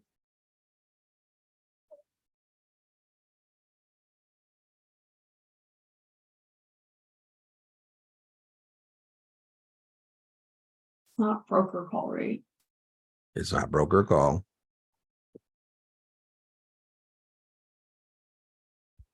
Affect monetary policy. I used to know this for the SIE. Yeah, I don't think I think this is where Brian needs to update this exam because I don't think you will see it because it has been assigned to the SIE. And so it is the discount rate. Right. So I'm not Yeah. going to count that against you because I don't think you're going to see it. Okay. Now, 55 has about 50% probability you're going to see this. Okay. Your investor purchases a state of Tennessee general obligation bond at 108. Premium. Yeah, that's right on. That's important. It matures in 20 years and your customer sells after 10 at 102. Give me a second. I got this. I like it. I like it.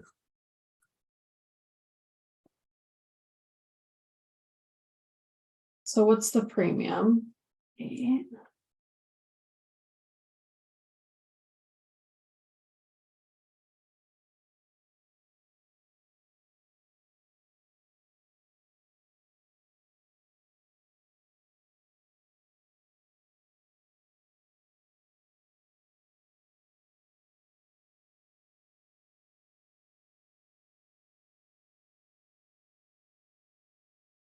Okay. And matures in 20 and your customer sells Mhm, after 10 years. mhm.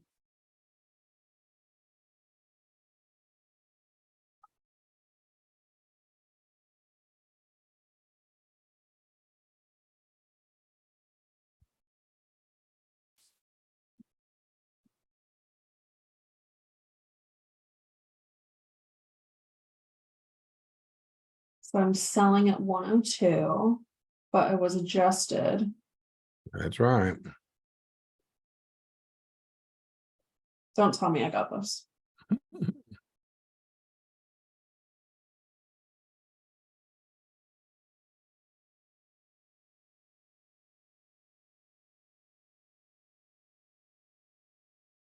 Why would he sell that? What's that? Why would he sell that? Oh, I don't know. Some you need money. Yeah, I Usually guess. you would hold it to maturity, but Well, $20 loss. excellent. Excellent. Man, that's a good one there. You should, I wish it was worth more than 1 point, but a Me point is a too. point. A point is a point. So Ugh. now, just for those who may be watching the replay, what Lauren did was she took the 1,080 and said, this is a muni bond at a premium. And so I have to adjust it each year. My cost basis, $80 over 20 years is $4. Mhm. I've had it for 10 years. $4 at 10 years is 40. Adjusted it accordingly. And then so excellent. 56, a municipality wants to call in an outstanding revenue bond. It may do so under all the following conditions, except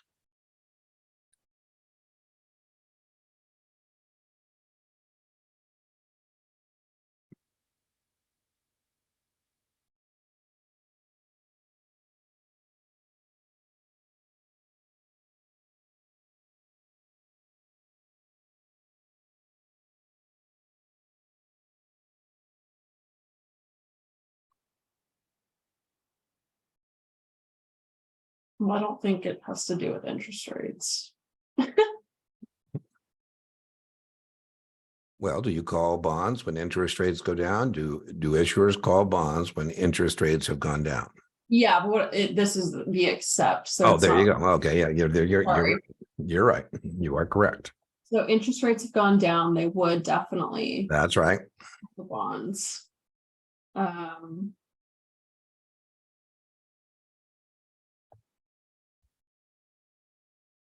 Well, revenue bonds don't have statutory debt Ding, limits, ding, ding, ding, ding, ding, ding, ding, ding, ding, ding.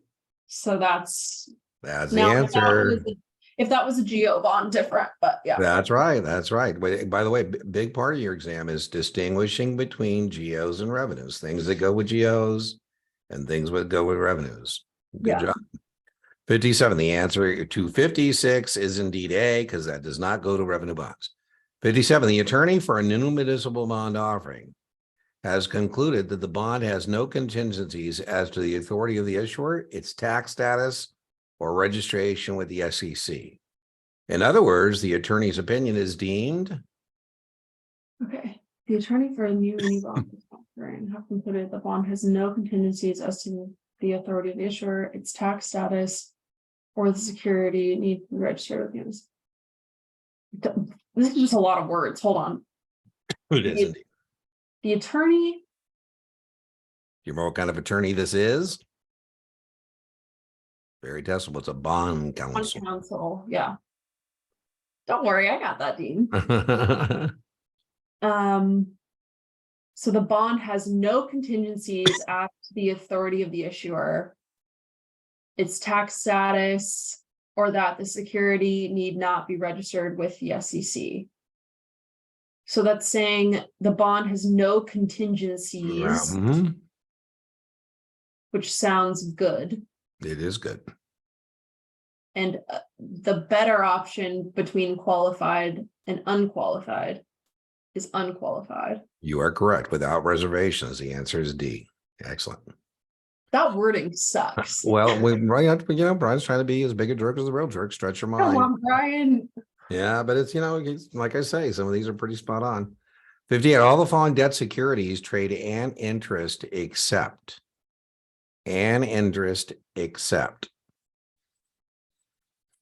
Wait, all the following debt securities trade add interest?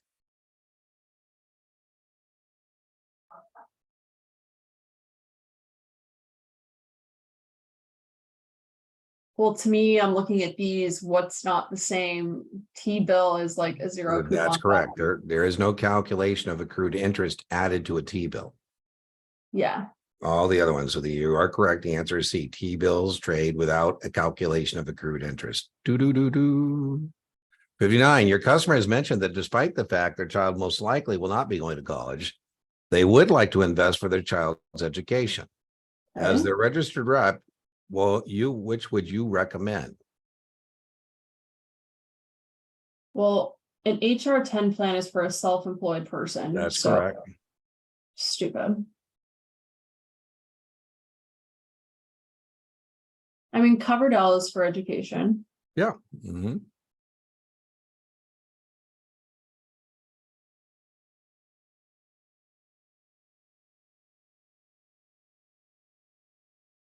Your child most likely will not be going to college.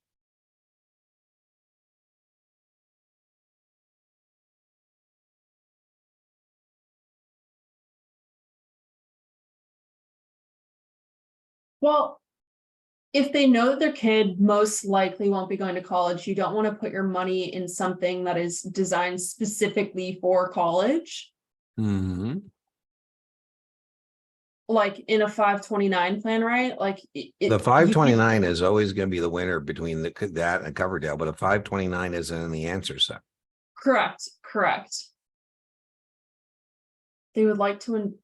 But it does say, they're not investing because of their kid. They're the key phraseology, child's education. So the key phrase is that they would like to invest for their child's education, right. even though whatever the yeah, who knows? I mean, that's pretty early, So A. Yeah, A is the correct answer. But they did try and mess you up because I don't know that he's trying to intentionally mix with the kind of grammar and language that you can encounter on your exam. Yeah. 60, your customer has stated they'd like to be able to trade during the day and if possible to purchase below the NAV. ETF. Well, it could be an ETF or a closed-end Closed-end mutual fund. I would say I think the closed-end is probably a better answer, but I mean, we don't think of ETFs trading based below the NAV, and that's more associated with a closed-end fund. But if I were Brian, I'd probably take an ETF out of this answer set. But Yeah, they I do think want you to that's know kind that of closed-end fair. funds trade supply and demand and, contrast that with an open-end. Yeah, Your investor is fairly conservative, is seeking income, and doesn't think the market will rise. As an RR, which would you recommend? wait, will you mark me wrong on the last one? I want to be honest with Okay, myself. yeah. Okay, how I many already do I did. have wrong? What's that? How many do I have wrong? You have now 11 wrong. So you're still on track. So if we take 60 minus 11 and divide by 60, you want to know what pace you're on? Percentage Yeah, wise? yeah, You want me to round up or round down? down. 81%. Okay, And you're about halfway too. So in the exam, when you're about halfway, just take a little mental break to Tahiti, but make sure you come back quickly. Right? yeah, You want to keep the pace. You want to be, as much as you can. I don't mean pace like time. I mean like score wise. You don't want to make sure you're in the fight the whole way, right? yeah. An investor is fairly conservative, seeking income, and doesn't think the market will rise. As a registered rep, you would recommend. Okay, so we don't think that the market will rise, which means that we think that it's going to stay neutral. What's that? So we don't think that the market will rise. That's right. And we Which are means- seeking income. So by seeking income, you could toss out a couple right out of the gate. Um,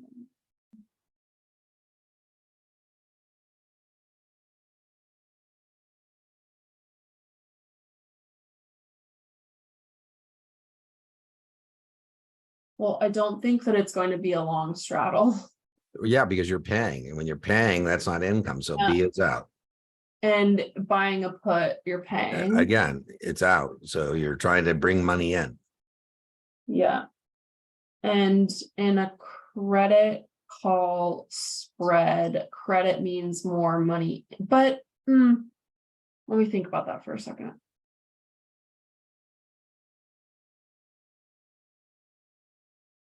In a credit call spread, you're long a call and short a You call. are, but go back to your question, fairly conservative. Do fairly conservative people do advanced option strategies, multiple No, option you're strategies? going to do a lovely covered call. That's right. That's one of our basic ones. It's good for all seasons.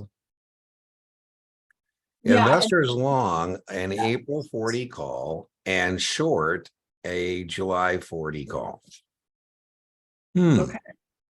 Which of the following best describes this position? I have to write it down. Yeah, no, you should. Whatever your process is, you need to stick to your process.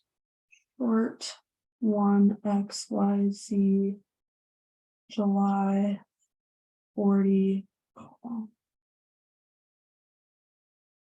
So long 1 XYZ April 40 call, short XYZ. Okay, so I think it's important to note that. So if I'm long a call and short, if I'm long a call and I'm short a call, it's a spread. That's right. It is indeed a spread. But the strike prices are the same and the months are different, Yes. which I make my little chart in my brain. I like it. I like it. That's what you should do. This is a calendar spread. That is correct. But now in order to determine bullish and bearish, we need to look at the dominant line. Okay. And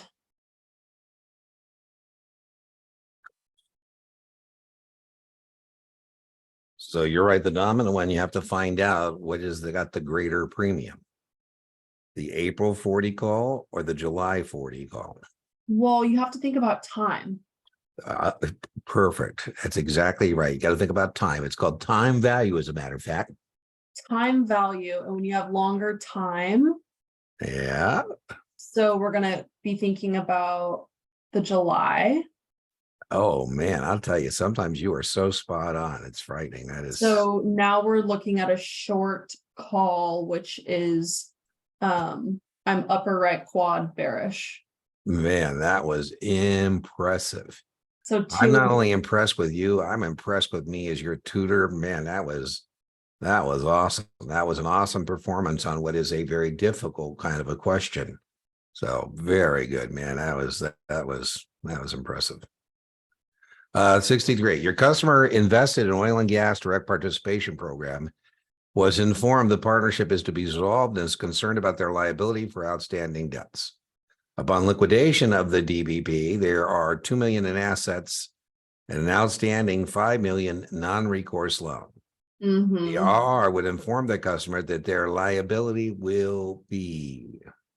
Key here is non-recourse. Yep, that's true. So you're not liable for the 5 million. That's correct.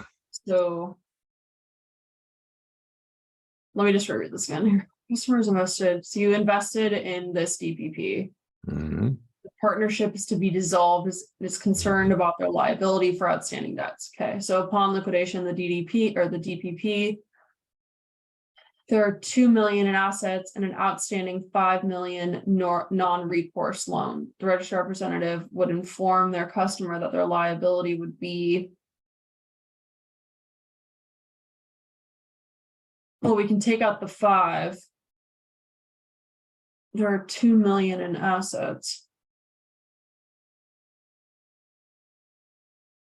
Since it's a non-recourse loan.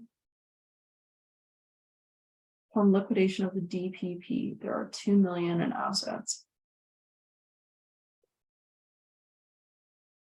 Well, I don't think you're tied to the liability of the assets because that's what's being dissolved. That's correct. So I don't think you're liable for anything beyond the additional. You're correct. You're correct. So your choice is D.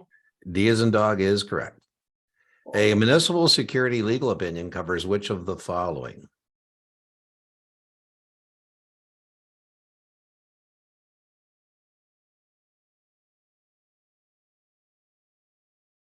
Well, it's not feasibility. That's right. Constitutionality. Oh my God. Tax status Mhm. and creditworthiness. No, creditworthiness isn't the attorney. That's Standard & Poor's or Fitch's, or it is the constitutionality because the bonds are tax-free because of constitutional law, McCullough versus Maryland. It's Supreme Oh, Court decisions that make that bond tax-free. So it's 3 and and 4. Yeah, I got another miss there for you. my bad. That's all right. No worries. You're still on base. Your customer has indicated to her RR that she doesn't believe the market will move much in the near term. The most appropriate strategy the RR would recommend would be. So whenever I think about the market being stable, That's right. I always think about a short straddle. You're correct. And so we do have But- straddles with different strike prices. And what do we call those? So I know, yeah. So now we need to look at a combination, which is a sell, a combination. Boy, man, you got the options down. Man, let's hope you get 30 option questions, man. That's crazy. Oh my God. 66, a new customer wants to open a cash account under his company's name. As the RR, what paperwork would you be required to fill out? A new customer wants to open a cash account under his company's name.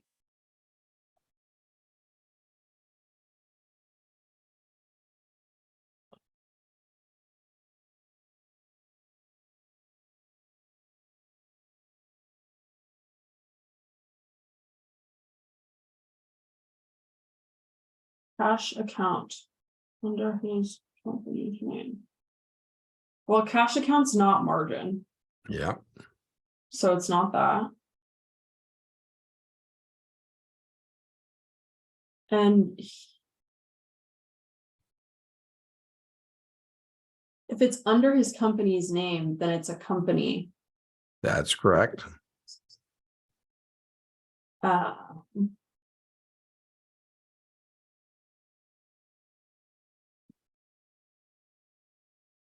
paperwork are you required to fill out?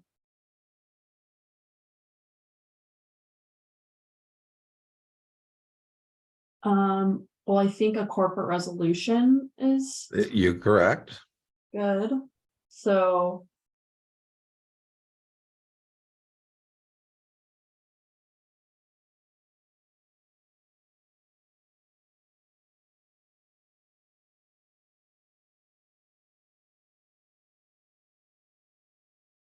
and when I think about like a corporation opening a new account, it's not like an individual like doing the new account form. It's not, but it's still the same new account form. Yeah. Cause like they have to know.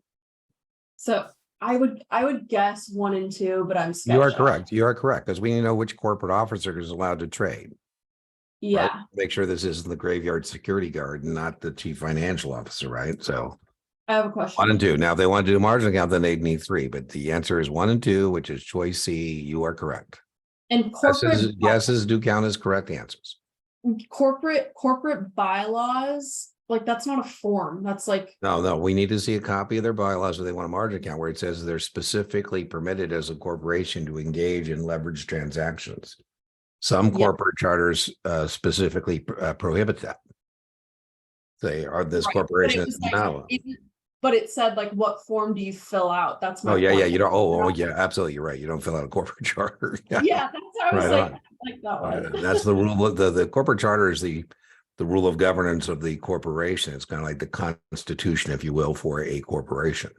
Yeah, A registered rep is discussing possible investment in several growth funds from several different investment companies in order for the customer to be better diversified. This strategy could possibly lead to. well, this is stupid.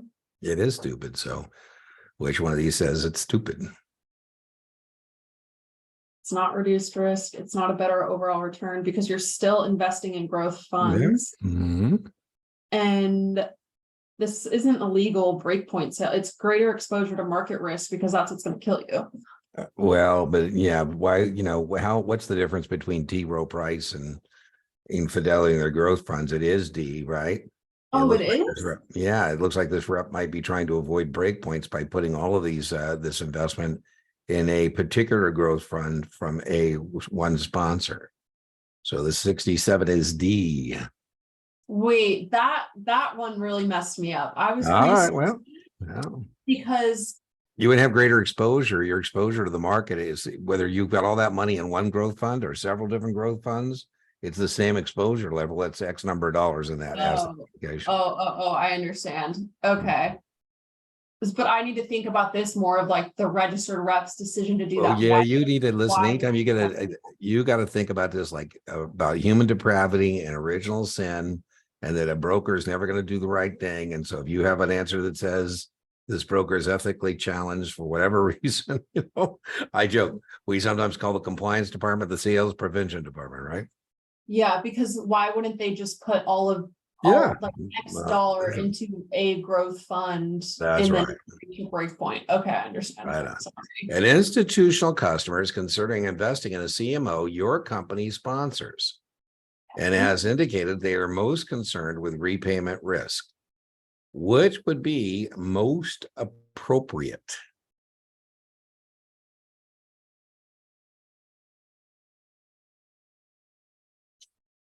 So I've studied PAX and tax. And I know that they are both protected against prepayment. Or Tax, yeah, go ahead. But that's so once you say you want both, then you got to say, okay, what's the best one though? well, the safest one is the PAC. Ding, ding, ding, ding. That's the answer, Yay. right? Packs and Yeah. tax. 69. Which of the following orders could potentially accelerate a bear market?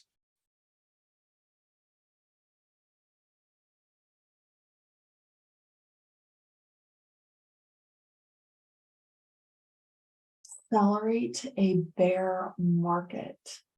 Okay, hold on. I have to write out the thing. That's a good thing to write out. Slobs over Over bliss. bliss.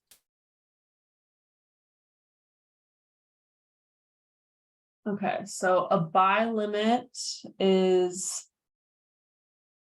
putting in an order below the current market. Yeah, and so they're saying the market's gonna come down. Mhm. It's coming down and they're asking which orders that you're looking at there on your slobs over bliss could accelerate a bear market. Well, that would. And a buy stop. A buy stop is above the current market price. Mhm. So that's out. Yeah. A sell limit is above, That's out. and a sell stop is below. So now I have my 50-50. Yeah.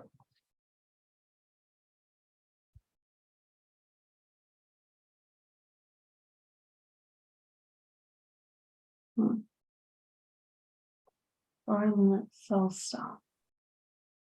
So now I need to think about like what these actions are and which would accelerate a bear market. So a buy limit.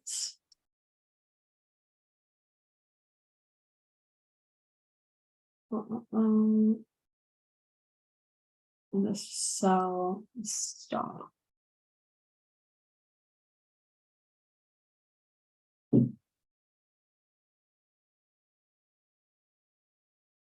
I'm trying to think about like dollars and where they're going.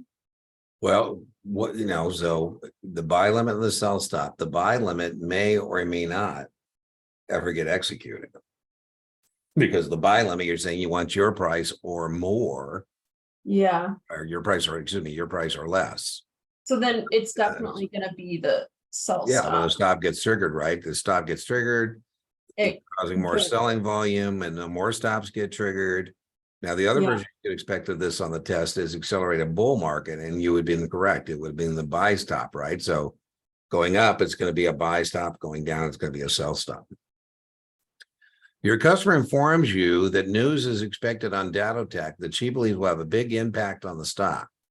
Unfortunately, she's unsure if the news is going to be good for the company or will be damaging. As her registered rep, you inform her that she could take advantage of this if she. Okay, so your customer informs you that news is expected on Datotech Inc. that she believes will have a big impact on the stock. Unfortunately, she is unsure if the news is good for the company or bad. Okay. But she knows that it's either going to go whoop or it's going to go whoop. Exactly right. So when I think about volatility, Yeah. I think about a long straddle. You are correct. And so that is choice. So that, D. Excellent. Excellent. Man, you're good at options nowadays. Your customer has a long stock position with a substantial gain. Is concerned the market may reverse itself in the near future, and he would lose his large gain. He would like to be prepared to sell the stock and receive a certain price. As a registered rep, you would recommend. Okay. Your customer has a long stock position with a substantial gain, is concerned that the market may reverse. So he wants to protect it. He wants to protect himself. Oh, I like that. That's exactly right. He would like to be prepared to sell the stock and receive a certain price. Well, you're not selling immediately. You're not just going to inform him of what the market's going to do.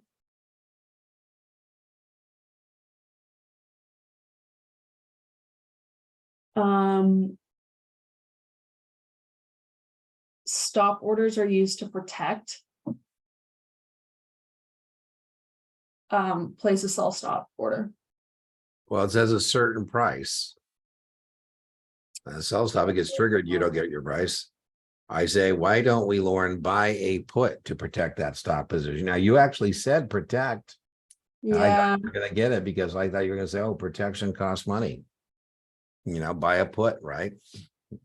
Mary put. because then gives you And a you short. know you can No. sell at the strike price, right? So the reason it's B is because this says he would like to be prepared to sell, and then it says and receive a certain price. That's the So strike price. what if he did,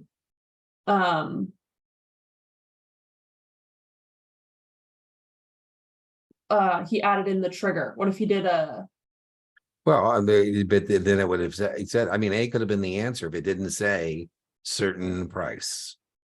yeah, but That's why it's B and not A.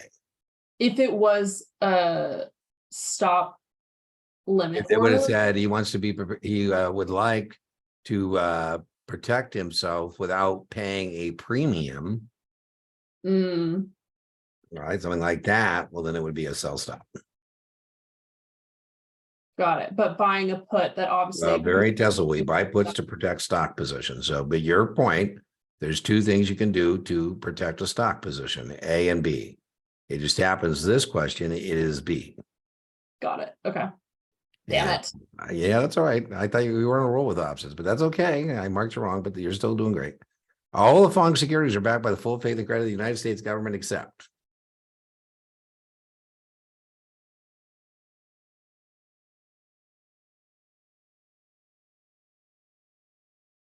Well, bills, notes, and bonds are That's right. So, so D. yeah, treasury stock is stock the company's bought back. It has nothing to do with that. Yeah. A customer purchased a new issue municipal bond at a discount several years ago and would like to sell the bond on the secondary market. To determine their cost basis, they would be required to use which method? Okay, hold on. A new issue muni bond at discount. Yeah, Well, it's accretion. right on, right on. The Investment Company Act 1940 requires the board of directors to contain at least 40% disinterested board members. A non-interest member is one that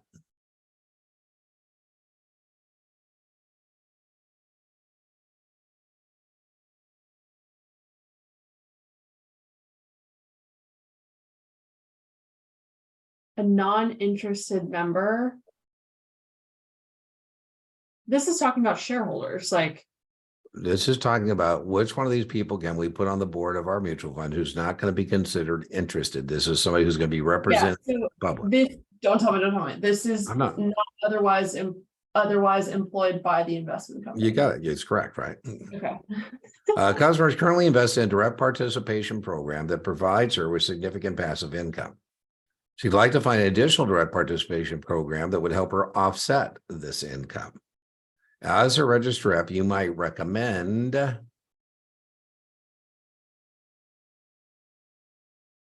Okay, well, first we have to remember a DPP passes through gains and losses. Yeah, A REIT does not pass through losses. that's correct.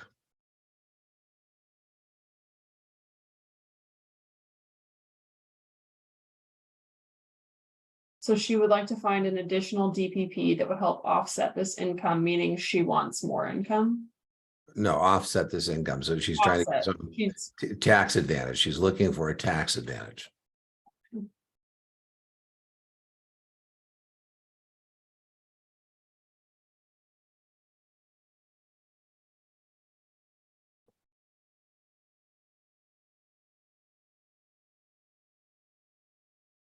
well,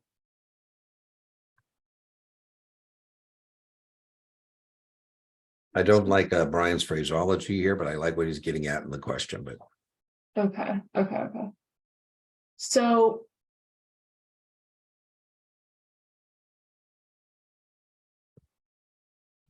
I know what he's trying to do as well. So like in oil and gas income program, that's basically talking like there's the different categories. it's going to give us more income.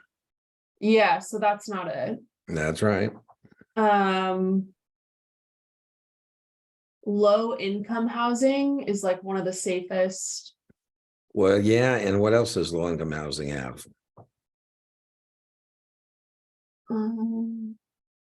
Low income housing and historic real estate provide you with tax credits, Uh-huh.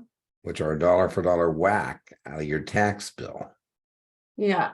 So the answer is C. Yeah.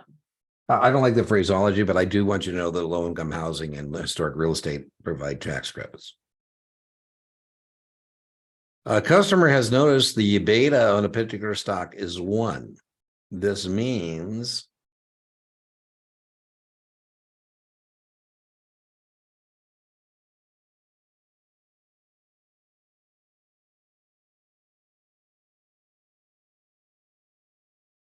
Well, we talked about this yesterday. Like we talked we did. I'm gonna be disappointed if you don't get this correct. about. Well, the simple calculation, I like to apply numbers to it. That's how it made Yeah, sense to me. okay. So like if the beta on a stock is 1, Yes. and then if it shows the market doing any movement, like if it gave me the percentage, I would have multiplied it by 1. Yeah.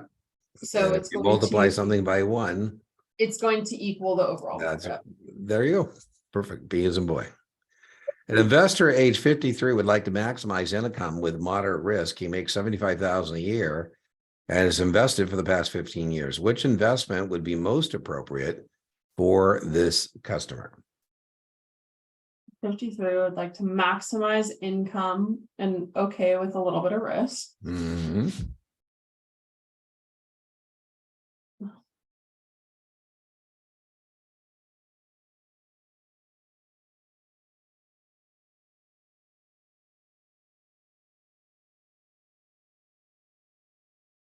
So you make 75 grand a year, which is like not as important, but still important. Well, whenever we hear the word MARTA risk, we can get rid of the government option. Yeah, because that's safe.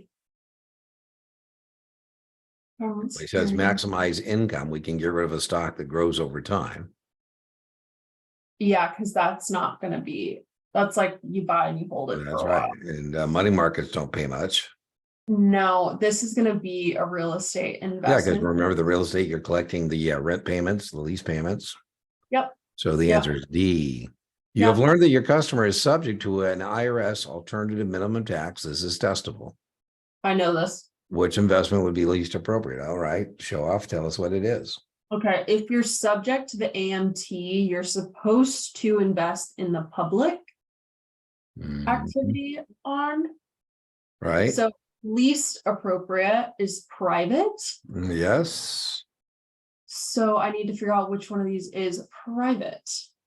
Well, make sure you're not putting too much into that category of private.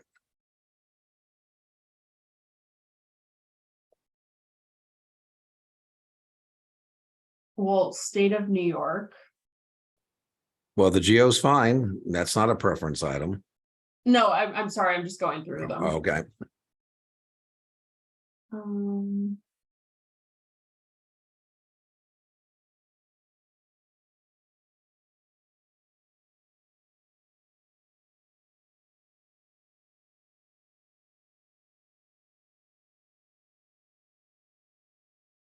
C.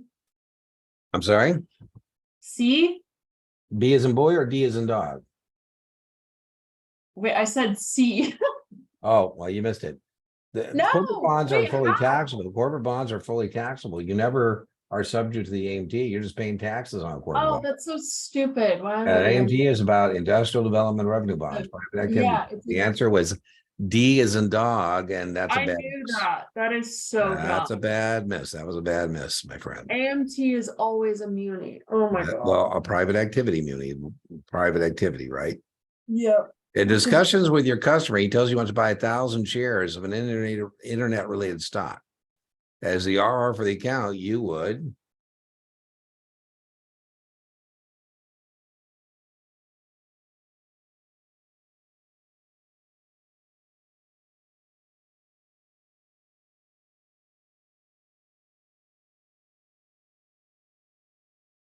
Well, you're not going to place it immediately because No. it's super big. Yeah. I don't think the option here would to be like to do another, like a different type of investment. Right. In order for him to place this, he would need to have discretionary authority. Right on. So B. Excellent, excellent, excellent. What you're following is which of the following is required to sign the new account form? Your principal. Right on. 81. Which of the following best describes 144A? 144A is qualified institutional in Yeah, boy, excellent, man. Excellent. So, okay. So what's your answer?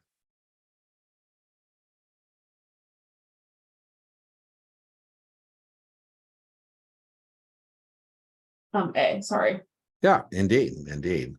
The economic theory that believes a decrease in taxes will increase government revenue is known as Oh my God, this was SIE. this. Economic theory that believes that a decrease in taxes will increase government revenues.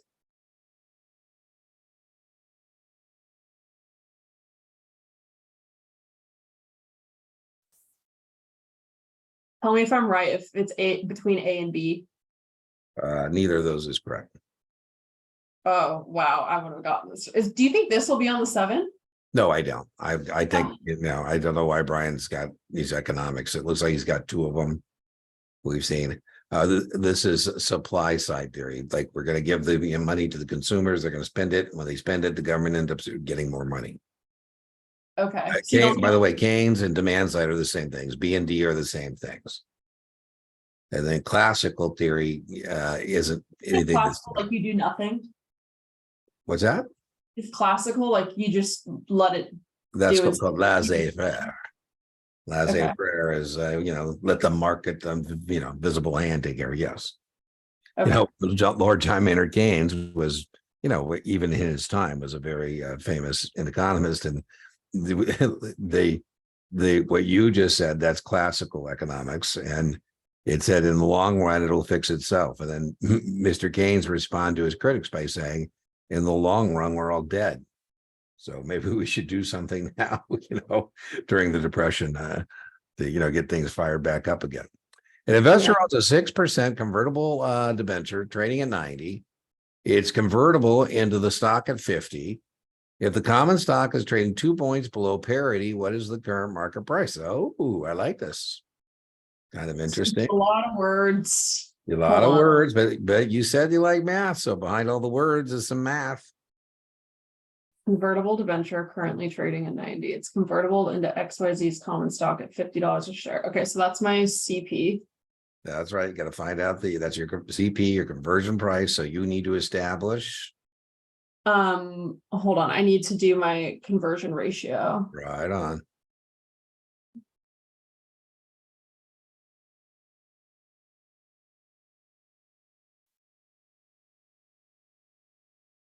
I feel like they're giving me a lot of extra stuff.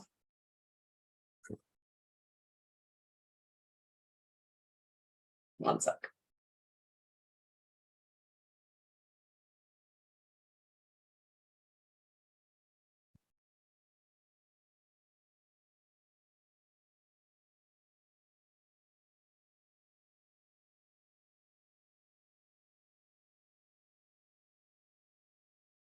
So basically what you got to do is solve for parity and then tell me what 2 points below that number is.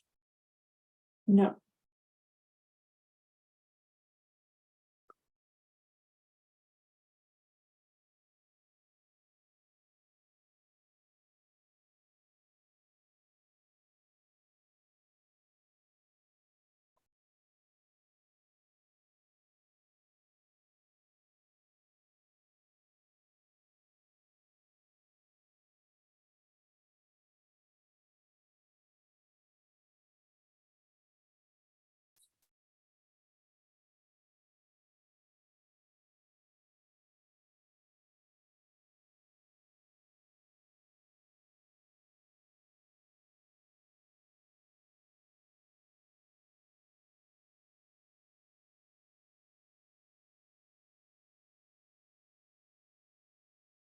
Oh, wait, I'm being dumb. Okay.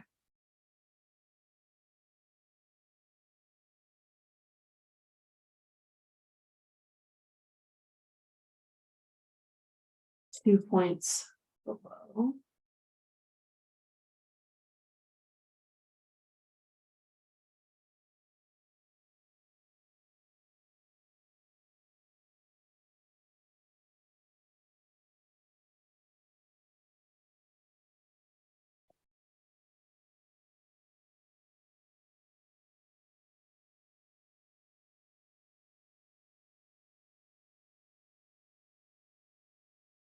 Okay, so my first step. We know the CP, which is 50, Yeah, and so then we got a conversion ratio. of 20. All right, so then parity means what is the stock price Parity, and the bond yeah. price the same? So we're gonna take 900 and we're gonna divide by 20. Yeah, that's what I did. Okay, and then that's The parity. That's 45, and then that's right. minus 2, so then I got the 43. Excellent, excellent, excellent. 84, an officer of XYZ is currently owns common stock. And her company was purchased in a private placement. That's important. That means it's unregistered stock. In order Mhm. for her to sell her shares, she would be required to do all the following except. Okay, so I memorized this like little chart from the textbook. Yeah, So she's an officer, which means she's an insider, and it that's right. is private placement, so Yeah, it's restricted, is that the that's right. term? That's Yeah. right. So that And means, so if she's an insider and it's restricted, there's a 6-month holding period. yes, you are correct. Um, she would need to file the form. That's correct. And there's volume limits. That is correct. So the only other option would be C. Excellent, excellent, excellent. That's definitely testable. A registered rep is analyzing the trading history of ABC stock when she notices a classic head and shoulders pattern formation appearing on the graph. According to technical analysis, this would indicate. So the classic head and shoulders indicate a reversal of a trend. Oh, excellent, excellent.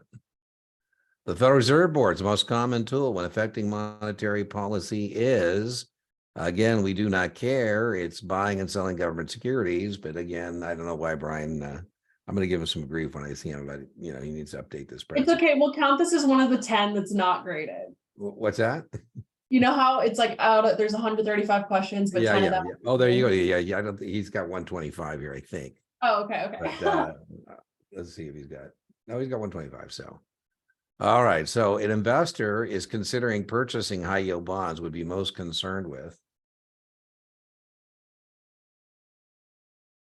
High yield bonds. Yeah, that's the hint.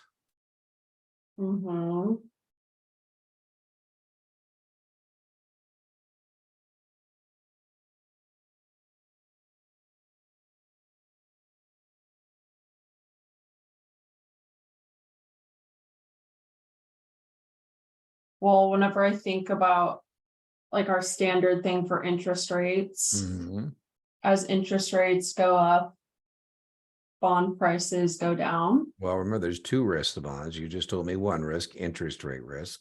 What's the other risk associated with bonds unless they're treasuries? Credit risk. Okay. Most concerned with which of the following?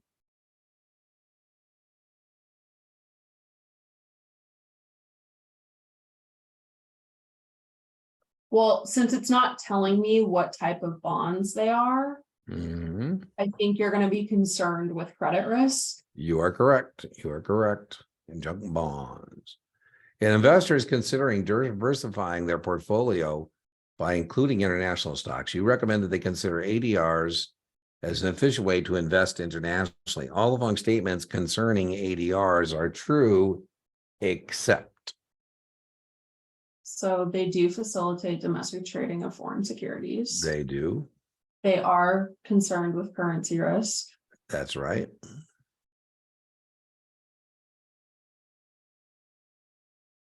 Domestic security issued by domestic institution. Like what? Yeah. Yeah, there you go. See, you are correct. Yeah, see. An investor purchases stock regular way in their cash account. When would this transaction settle? So stock. So stock settles when? Um,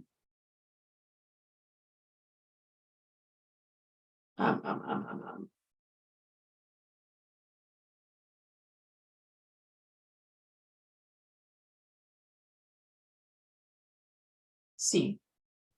You are correct. A new customer is concerned with remaining anonymous and requests the account be identified by number rather than by name. Mhm. The IR, you would inform the customer. You have to provide a written. Yeah, A, good job, A.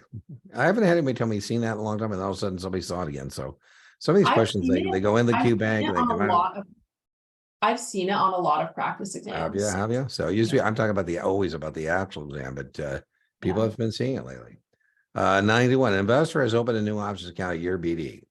A signed option agreement must be signed and returned by the customer. Within 15 days of account approval. Oh, I was going to be so mad if you missed that. Because you have that. You have it. You are correct. A customer wishes to invest in oil and gas, but is adverse to risk as the RR. What's the least suitable? I like the kind of U-turn there. So we don't like risk. That's right. So we're looking for least suitable. Oh, yeah, this like does back and forth. So I don't like risk. So what's the riskiest one? Yes, that's exactly right. The risky, it's wildcatting. You are correct. You are correct. Your customer is long when XYZ November 30 call when she learns that XYZ has announced a 3-for-2 split and wants to know how this will affect her option. As your registered rep, you should tell her on the X date she will own.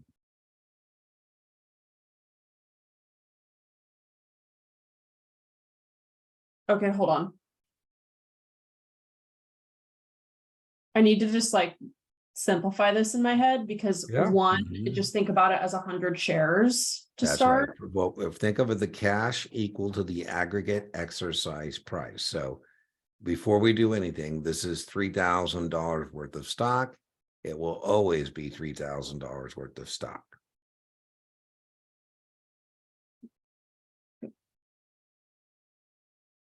Yeah, I knew. Yeah. I knew that. Hold Yeah.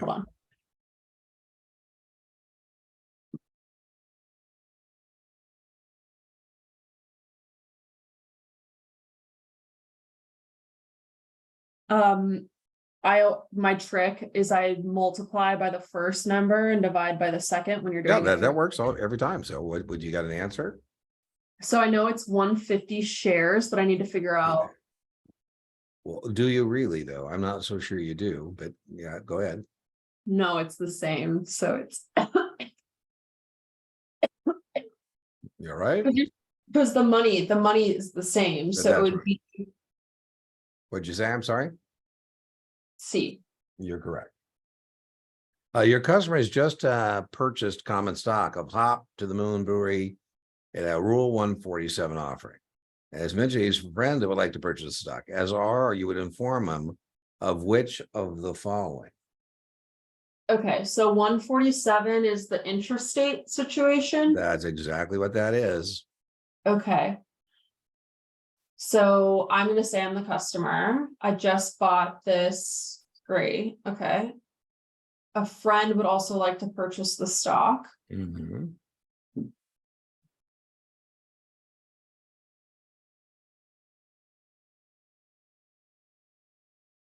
It may be purchased by out of series.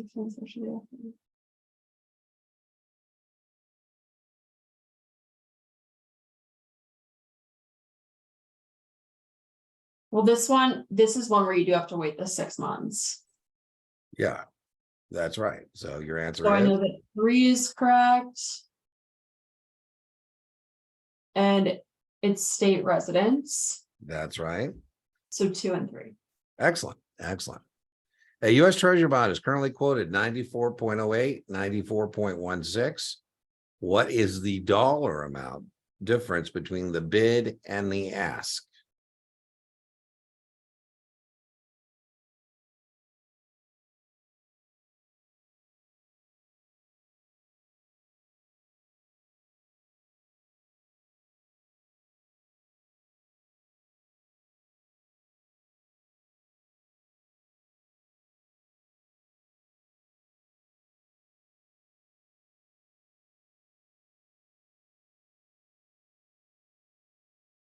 The difference between the bidding and the ask. So you first just do subtraction.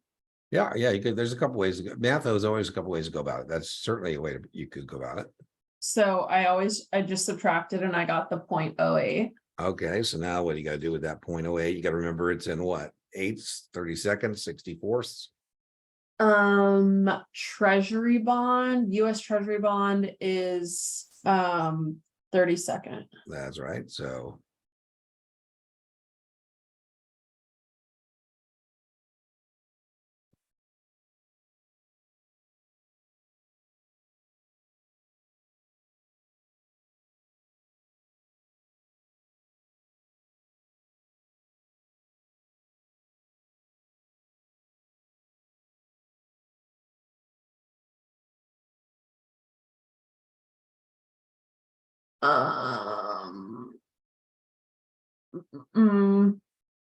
The dollar amount.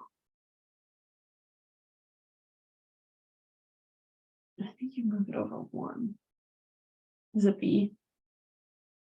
B as in boy is correct, 250, right? 8 divided by 32. It's a quarter point. Yeah, can we hold on? I just want to like make sure I Yeah. know that. So I know that treasury bonds are 132 Yeah, or 132nd or whatever. yeah. So then I took 0.08 and it's not just 8 cents, it's 8/32. That's And then right. I And did, 94, 16, 30 seconds, right? So and then you I could did have done, the 8. other way you could have done this is you could have just put that into 945, the ask, and you could have put the other into 9042.50 and subtracted those two numbers. But however you want to go about it, but it was when you subtract those two numbers, you end up with either 8/32, or depending on how you went about it, a quarter. And a quarter is 250, right? 1 divided by 2 or 1 divided by 4 divided by times 10, right? So 8/32. So the way I remember it is like, okay, I just do the subtraction and then I have to do the 1/32 calc, but then I also have to remember to move the decimal point 1 to the right. Yeah, that'll work. That'll work. Everybody's a little different. I probably would have gone about it by taking the 8 divided by 32 times 10, but as long as you come with the right answer, which you did, not a problem. 96 is very much a test question. You should definitely know what's coming down when you hear the word 34% tax bracket. You go, oh, I know what's coming next. And so customer is in a 34% tax bracket, owns a state Alabama 5% sewer revenue bond, is concerned with receiving as much after-tax income as possible, and is considering a higher yielding corporate bond. What is the equivalent tax yield? So the way I remember how to do these is you're not doing the tax, the tax-free calc, you're doing the tax. That's right. You go in the other equivalent calc. direction. That's indeed. You're going to go Which the means other. you have to use the muni bond percentage. There you go. That's 5. Which So you're is- correct. That owns a state Alabama 5%. Okay, Yeah. so that's what goes on top, and then it's Yeah. 100 minus the tax bracket. Excellent. That's exactly correct. Hold on. Because I can't do mental math. Oh, I can't imagine.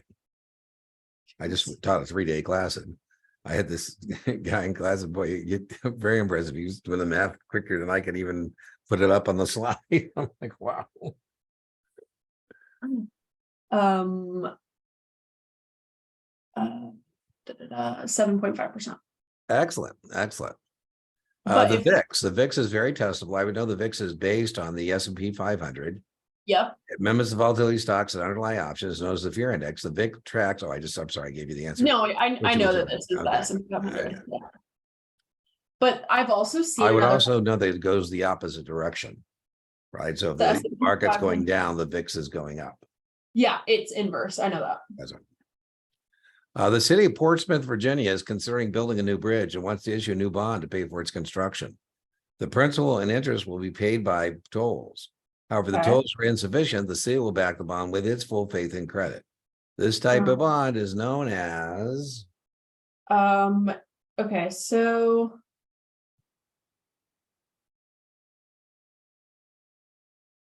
Whenever I think about.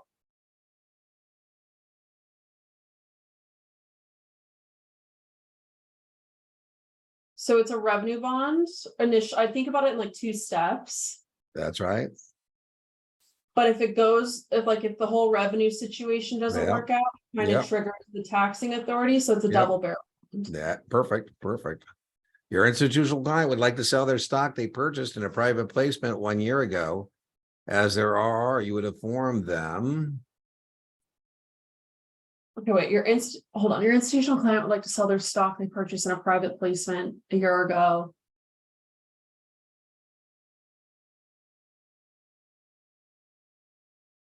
Okay, so I know that 144A is for qualified That's right. institutional buyers. That's right. So you would, Yeah, they've had it for a year, so yeah, they would file Form 144A. yeah. What- RR, yep. I'm What sorry. is the time though? Well, the year has nothing to do with that. I mean, they could sell it to anybody. There's no time limit for them to sell it to another quib. If they were going to sell in the public marketplace, then they'd have to wait the 6 months. Got it. Okay. RR is analyzing the common stock of DataTech, knows the alpha has changed. Okay. The most likely cause of this would be Ooh. The alpha has changed, which is an alpha is in alpha has to do with excess. yeah, return. Yeah, excess return. Not correlated to the market. Not correlated to the market because it's excess return of beta. Yep. The most likely cause of this would be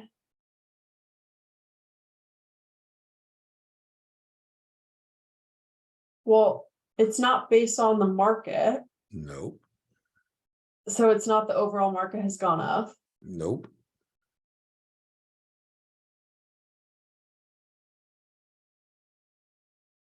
Interest rates and inflation also have to do with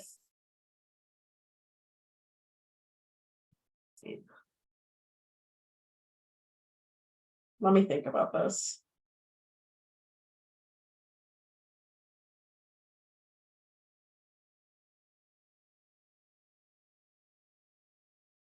Because I studied the beta part a lot more than the alpha part. Well, that's okay. So, I mean, you still should get this with the Sesame Street trick. One of these things is not like the other. Well, so I know that alpha is not based on the overall market. And when I hear interest rates, inflation, overall market, those Yeah. are all in the same bucket. So I would say that the CEO is resigned. That's right. It's risk unique to the company. And Yeah. it's D as in dog. Okay. You have noticed that DataTech has announced an increase in their quarterly dividend. The board of directors will determine all the following except.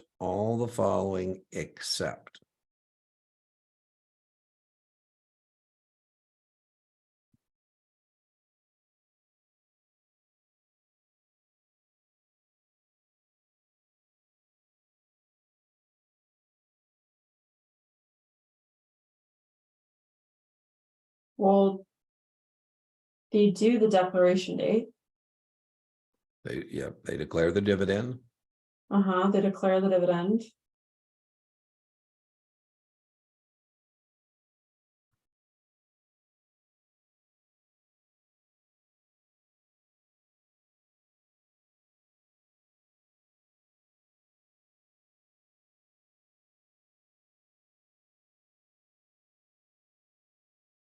C.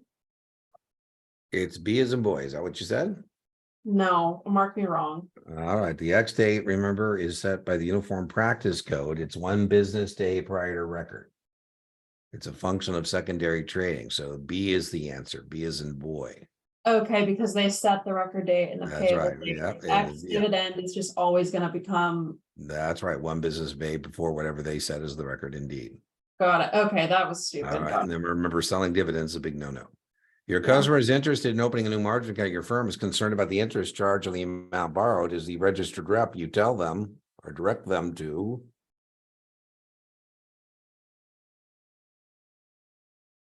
Okay. Your customer is interested in opening a margin account at your firm and is concerned about the interest charged on amount borrowed. Okay, so let me just go through the ones that I know. Mhm.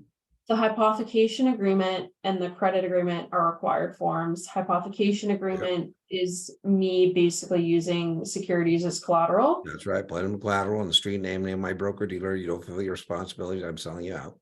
Yeah, the loan consent agreement form is Mhm. optional. That's right. I said, Which can I lend your basically- securities to my other customers? Yeah, so it's not that one.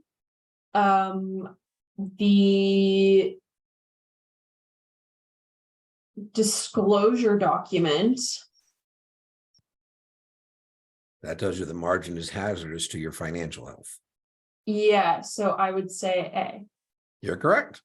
Well, Okay. that's where we tell you we're borrowing money at broker call and charging you broker call plus. Yeah. Which one of these is senior claims in corporate liquidation?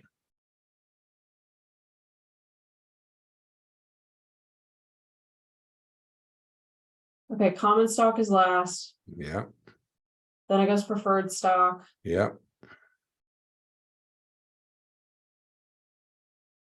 So normally it's like secured debt and then subordinate debenture. That's correct. That's correct. So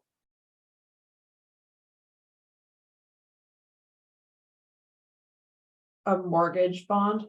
Excellent. Excellent. A registered rep holds a seminar with 100 attendees. She hands out a flyer to all of the attendees. This would be considered.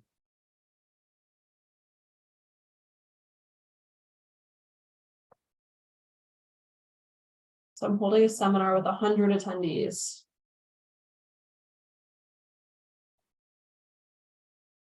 But I don't know who these attendees are. Nope. So I'm not able to say if it's a retail client or an institutional client. Mhm. I know what an institutional communication is, I know what a correspondence is, and I know what a retail communication is. It's not a correspondence. It's not correspondence. This would have to be nondescript sales literature because it doesn't distinguish what Well, there's no institutional. such thing where that's the right answer on your exam. It's either going to be in one of the buckets that you see. So, Retail communication, correspondence, or institutional. This is so going would to be you say retail retail? communication. What's that? Would you say retail? Yes, because we wouldn't hand flyers to institutional investors. Have you ever handed a flyer to any customer at Sixth Street? No, but that's such a silly question. Well, I'm just saying, Okay, Mark, I'm wrong, sorry. no. So would I always just assume, like, if they're You not would. You got telling me- attendees with seminars with attendees. You're thinking we're at the country club with, people. That's right.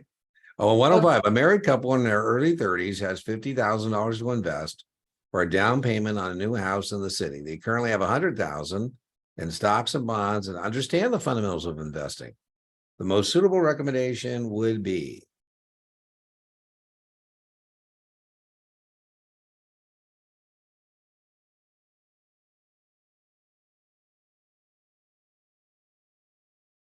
So a married couple in their early 30s have $50,000 to invest for a down payment on a new house. Okay, Yep. so I need to think that they're going to want this money fairly soon for a down payment. There you go. That's exactly the hint that you need.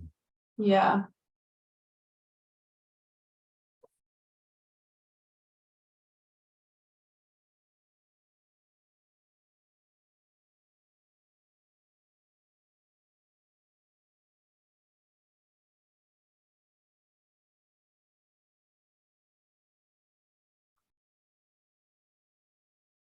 So they have money in domestic stocks and bonds. Mhm.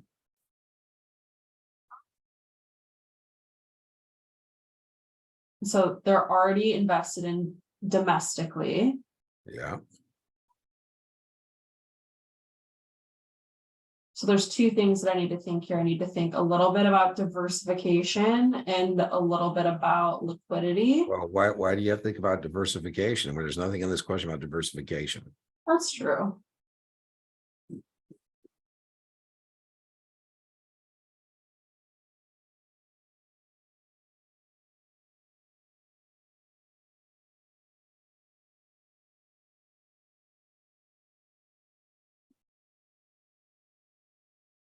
Intermediate term income fund.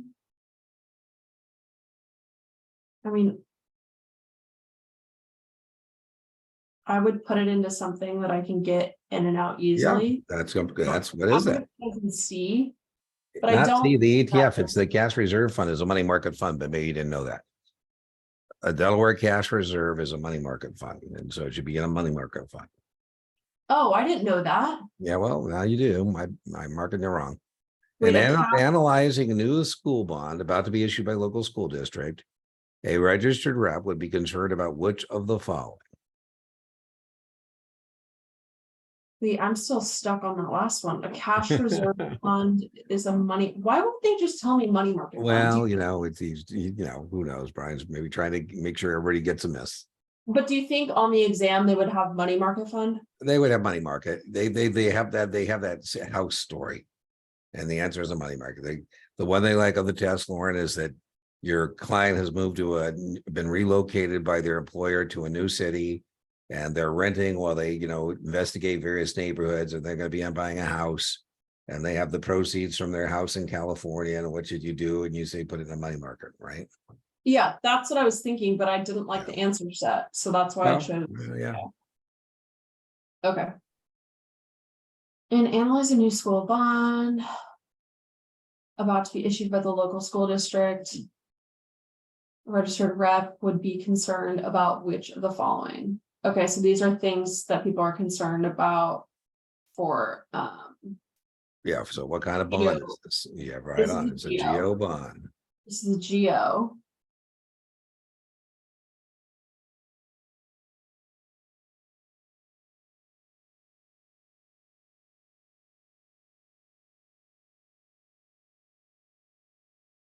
So we're concerned with taxes. Indeed. So I think 1 is definitely Yeah, viable. you're correct.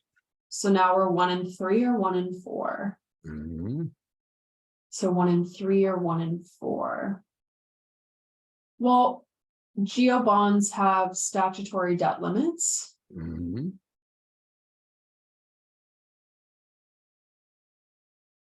Ooh. But they need voter approval. Yeah. So you would be concerned about which of the following.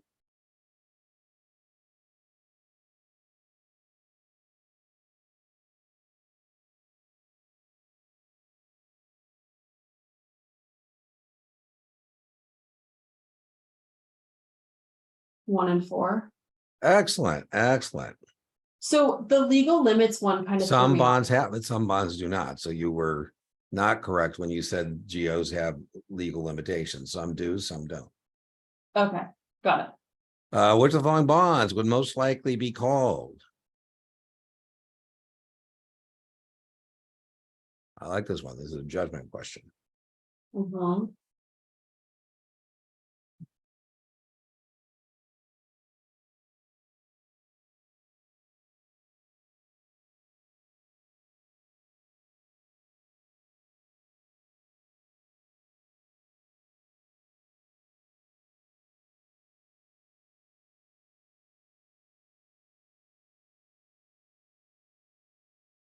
Well, they're gonna want to call the higher coupon. You're on the right track. That's exactly That's correct. like, that's step 1, but then we also need to look Mhm. at the call premium. That's indeed correct. And callable at 101.5 that's a higher call premium. That's right. So they're gonna want to call the higher coupon with a lower call premium. Excellent, man. When you're on fire, you were on fire. A. Man, that was excellent. That was excellent. I wish you could get extra points for those tough ones that you take down. That's a tough question. So a Same. customer purchase is an XYZ April 50, call it 3. Stocks trading at 26. Reaches 60. They exercise. What is her cost base? Okay, hold on.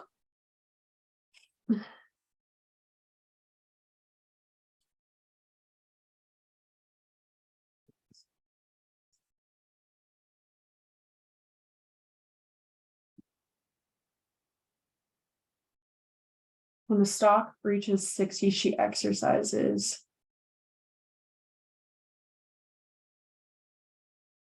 So I know when it's exercised, it's strike plus premium. Yep. So B. good job. Good job. 109, while at a restaurant, the RR overhears that XYZ is going to have a bad earnings report in the morning. When she arrives to the office, she should.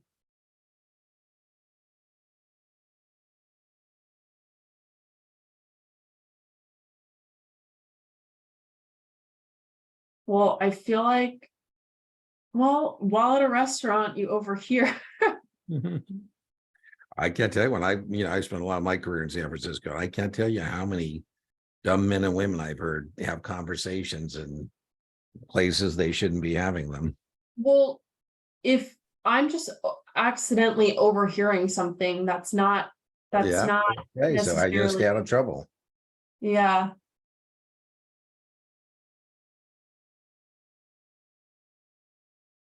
You've had several versions of this kind of a question. Yeah.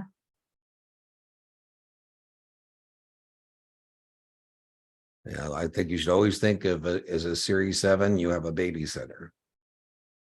Yeah, I would probably tell legal. Yep, there you go. Now, do you want me to mark you wrong or right on that one? Mark me wrong. Okay. I mean, I probably would have chosen that one actually. Yeah.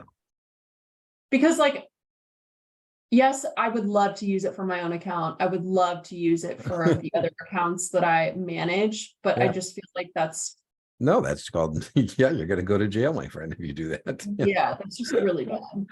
110, a married couple just recently retired has a pension they received from their respective employers. Mhm. That enabled them to pay all their bills and have a left over for emergencies. They have an additional 100,000 they'd like to invest for traveling and their hobbies. They're not averse to some risk, but consider themselves to be moderate risk takers. As there are, what would be most suitable? So they're married, they just retired, they have a pension. They can pay all their bills and have a little left over for emergencies. Mm-hmm. They have an additional 100K they would like to invest for traveling and their hobbies, which means they're going to want income. Yes, indeed. I like that. I like that. They're not adverse to some risk, but consider themselves to be moderate risk takers. Okay. So a growth fund, when I think growth, that's like reinvestment of their money. So I wouldn't put their money there. Okay. Well, I just learned that cash reserve fund is a money market fund. Yeah, now you know. Yeah.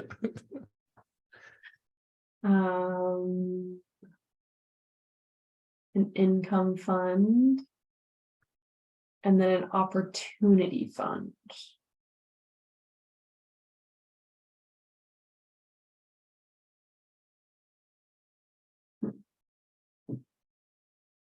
Well, if they want to book trips and have hobbies,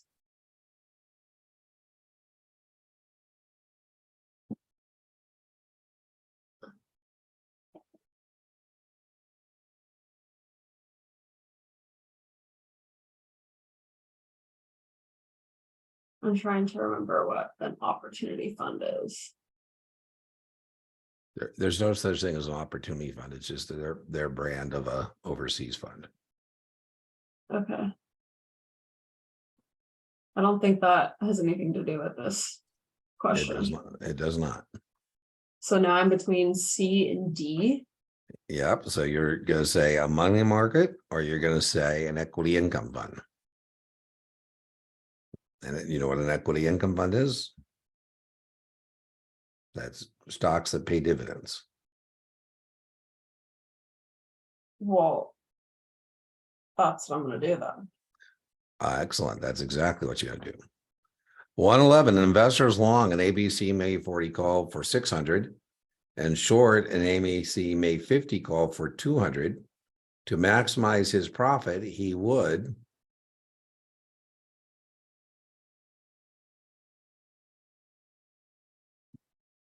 Oh, hold on. I got this. One ABC. You sound like one of those movies or shows. Hold on, I got this. I do, I promise, I promise. And then, so I bought that and then I'm selling one ABC May 50 call for 200. So I need to figure out what I'm looking at first. That's right. So, I have a long call and a short call. So this is a call spread. That's indeed correct. Okay. And now I need to determine if this is debit or credit. That's right. And this has more money going out. Correct. So this is debit. That's correct. And then we remember do, debit, exercise, widen. So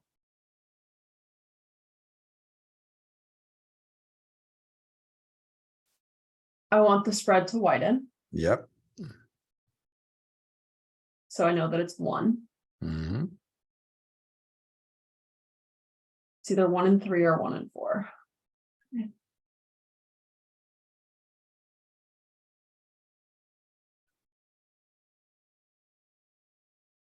Well,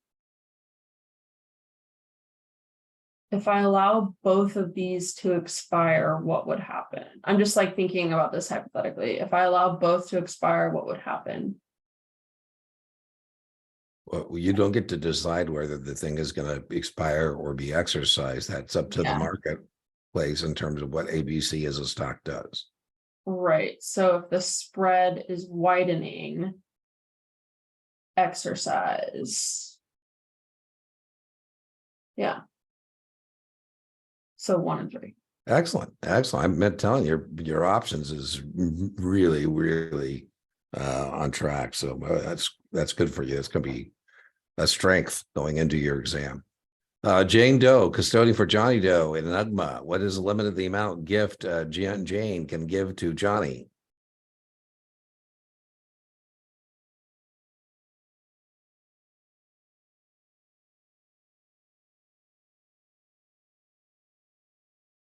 Well, I don't think there's gift limits. There's not. Yeah. So that's the answer. Yeah, remember, it's just a matter, do you have to pay gift tax? That's a different issue. You can give little Johnny whatever you'd like. Yeah. So it's unlimited, but I'm going to be hit with the tax. Right. Yeah, that's right. 17,000. Jim, a customer in a joint account with his wife, calls the liquidated stock in the account and requests to deposit the proceeds in his wife's individual account, also located at your firm. He states she will need the proceeds to pay for health insurance on a policy in both of their names. As the registered rep, you would. Okay. Jim, a customer in a joint account with his wife, calls to liquidate stock in the account and requests to deposit the proceeds in his wife's individual account. Also located. He states that she will need the proceeds to pay for health insurance premiums on a policy in both of their names. This is convoluted. Okay.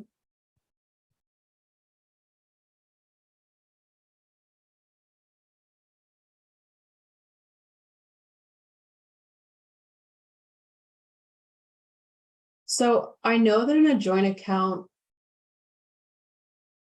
like one person can decide what. That's like right. can, So there's no problem with that part of it. There's no problem with that part. But the problem is that when cash is distributed, it needs to go to both names. That's right. So, okay. You're not going to follow all instructions. That's right. That's right. So what's your choice? Are you saying what is your answer? I'm reading through. Sorry, they're okay. All right, no worries. okay. It doesn't matter if he's licensed in health insurance. It's stupid. Yeah.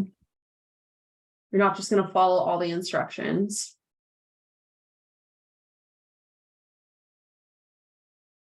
So he doesn't need authorization from his, well,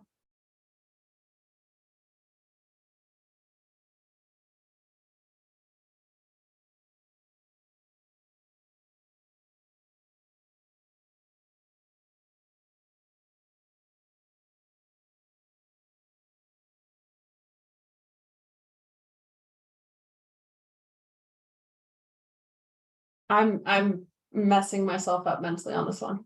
Yeah, I don't know why you do that to yourself. Because I'm trying to be like extra. Well, just be careful. Sometimes that can be hurtful rather than helpful to your, making your P, making your mark. Yeah.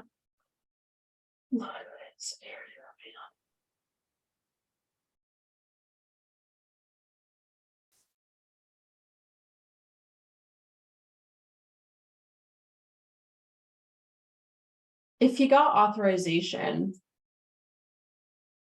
I don't understand why that would be. Well, it says without authorization.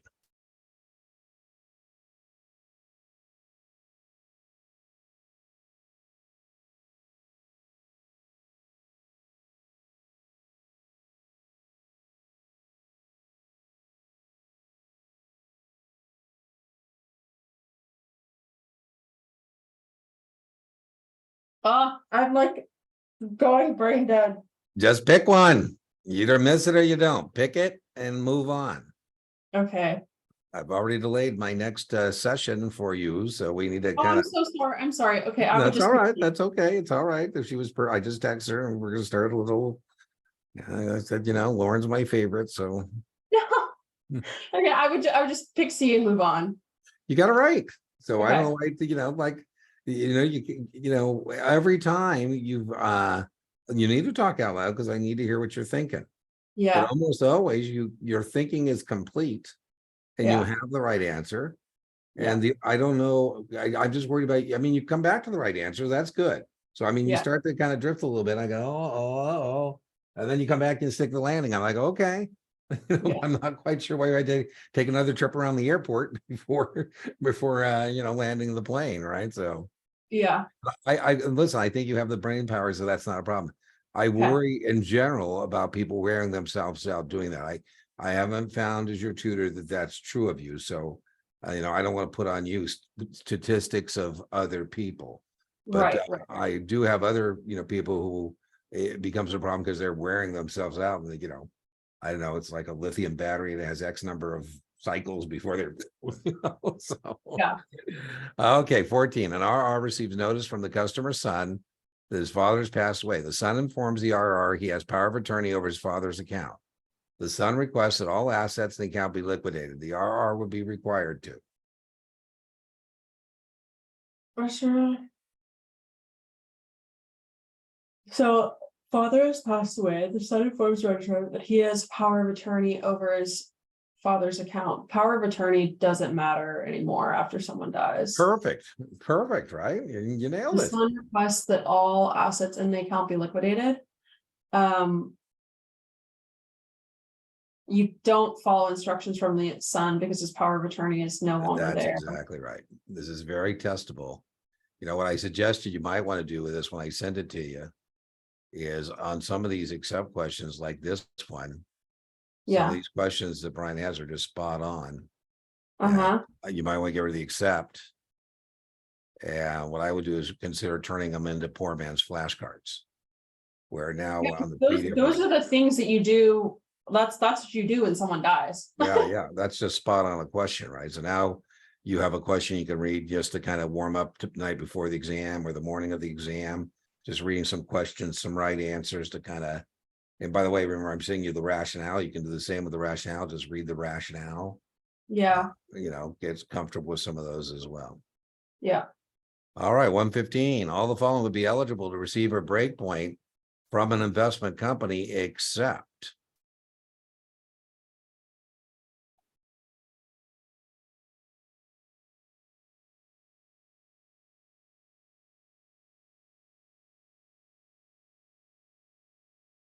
Well, letter of intents are Right on, right? wait. Because a customer has signed an LOI in which they deposit over 18 months, it's 13 months. No, you're correct. It's 13. It's investment clubs.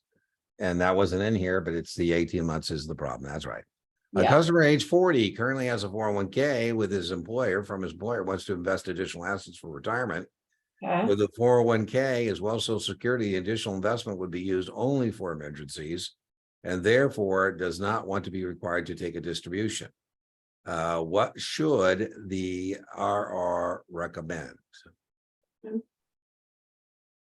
Well, 403B is like government or nonprofit. Yeah, that's out. There's nothing in this question. You're service. right, that he works for, you know, a nonprofit or an educational. Also, he has a 401k, which would be not the case if he was a 403B type person. Right. So 401k is also security. The additional investment would be used for emergencies and therefore does not want to be required to take distribution, which is helpful. Mhm. So yeah, that is helpful, right? Because which one of these doesn't have a required minimum distribution? Oh.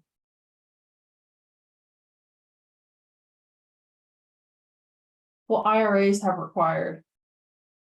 Do they? Do all IRAs have required minimum distributions? Um.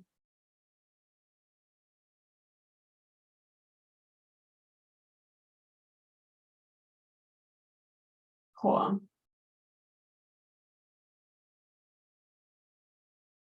I think the traditional does. It does. Yeah. So the Roth IRA doesn't. That's right. Is that your answer? Yeah. Okay, that's correct. You definitely need to know Ross don't have RMDs.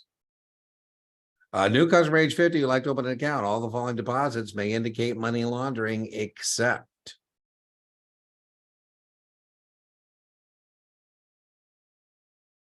A new customer age 50 would like to open an account. All of the following deposits may indicate money laundering.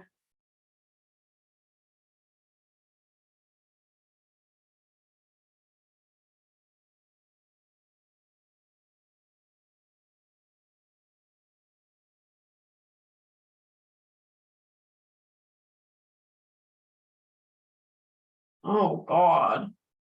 Well, you know, go back a Sesame Street trick again. But this Well, is basically saying is 3 of these things are not in the normal course of how most people conduct themselves professionally when settling up for things. And one of these things is something that normally people would be doing.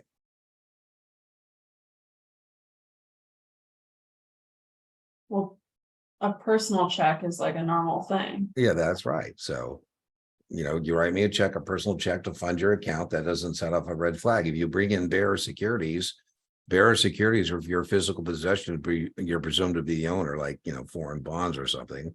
A money Yeah. order, I say, well, Lauren, that's kind of weird. You went to get a money order. I mean, why'd you do that? Traveler's checks, those are all what we call very testable red flags. Okay. Red flags. But if it said the personal check, if I deposited over 10 grand. Well, that's not, that's a CTR. That's a different thing. Yeah. Okay. That's a different thing. Okay, you want me to mark you wrong or right on that one? No, I would have guessed that one. What's that? I would have gotten that right. You would have got it right? Okay. Yeah. Customer owns XYZ, 6% debentures. They pay on a J&J basis. The customer believes interest rates will rise in their future and places an order to sell his bond on Friday, April 15th. He asks you whether or not he will receive any accrued interest. As the RR, you would inform the customer of all the following except.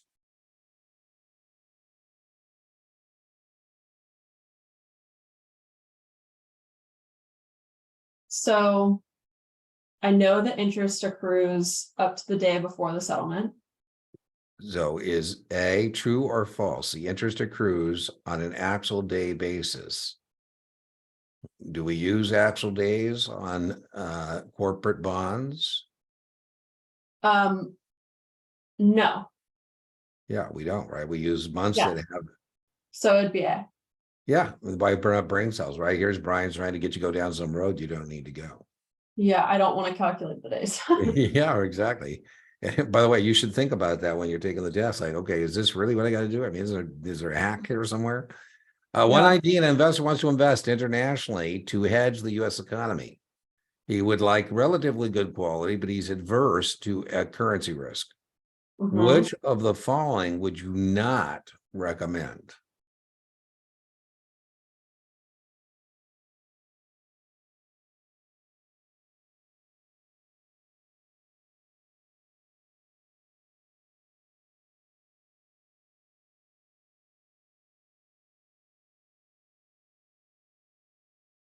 He's adverse, so he doesn't want currency risk. Well, That's ADR right. is currency Yeah, risk. there you go. That's perfect, right? Got a euro dollar. Dollar means dollars. So US dollars, US dollars, US dollars. Excellent. Yeah. D. A high net worth, high tax bracket investor currently owns a Puerto Rico 3% GO. She says current that interest is taxable since she's a resident of New York. Okay. You tell her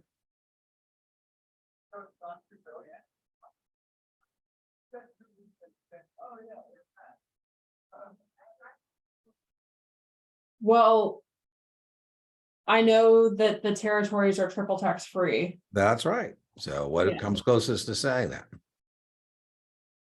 federally and state tax exempt. You are correct. An investor writes a July call. It expires in January next year. When is it taxed?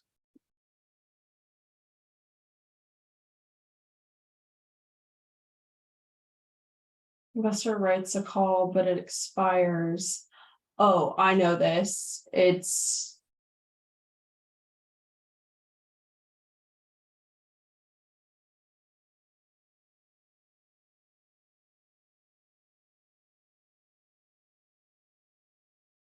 taxed when it expires.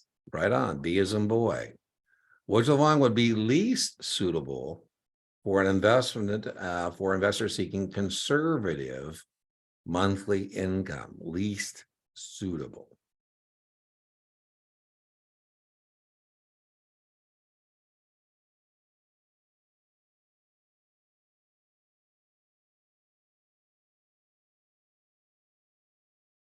Conservative monthly income, while bonds are not paid. It says least suitable. So which one of these things is least suitable? One of these things is not like the other.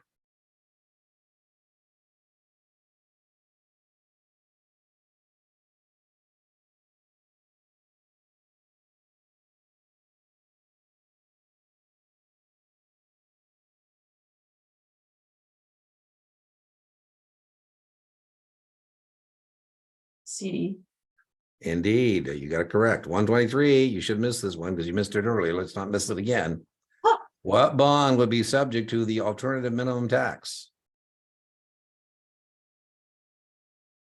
Okay, well, I I have to talk through this or else I'm gonna mess it up again. So if you are subject to AMT, you invest in public. Yes. What bonds should you avoid? What? What bond? This is asking what bonds are subject to AMT. So 123, what bonds are going to pay interest that would not be taxable for everybody, but is taxable for you? Well, if I'm subject to that, I invest in the public. Yes, but that's not what the question is asking. The question is asking which one of these bonds would you be subject to and you would not invest? You're on the backside of the question. Oh, private. There, B. A 15-year treasury is quoted 98.16, 98.20. What's the dollar amount of the spread? Give me a second. We got to score this up, and then as soon as we score up, I got a hard close. Sorry, I just pushed back. Yeah, no, you're fine. I gave us an hour, but we chewed it up, so that's all right. Are we seeing each other again tomorrow? Yeah. Okay, and then tomorrow, I don't think I have anybody besides you tomorrow. Let's see. Oh, I do. I have oh my God. Okay. I might be just a little late tomorrow because I got the other problem. I got that person is back to back on yours, but Just text me. I don't know it. Yeah, I don't know them well enough to call you. 1.25.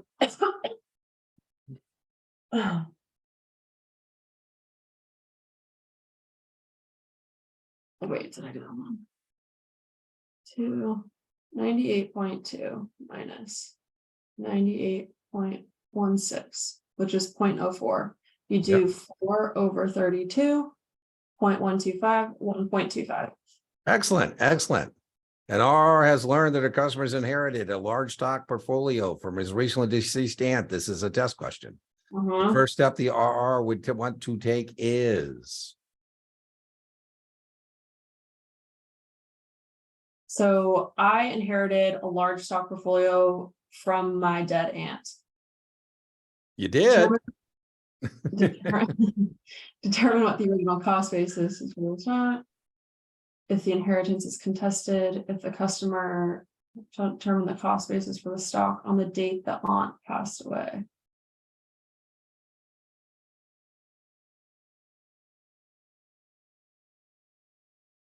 It's based on when the person died.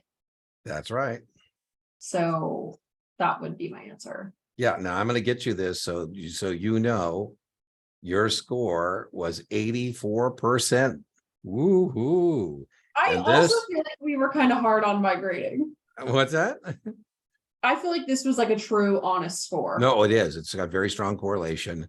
That's why I picked it for us today, because we had a couple we were doing. We're like, you know, really, you know, so it's spot on. So again, that's great for us because that is a great score that we can rely upon in terms of where you're at. Okay. As soon as I get in with this next session, I will send you the PDF. And Okay. the PDF not only has this practice exam, it has some really good little notes and some exercises and things. Low key Yeah. stuff if you want to do it. All right.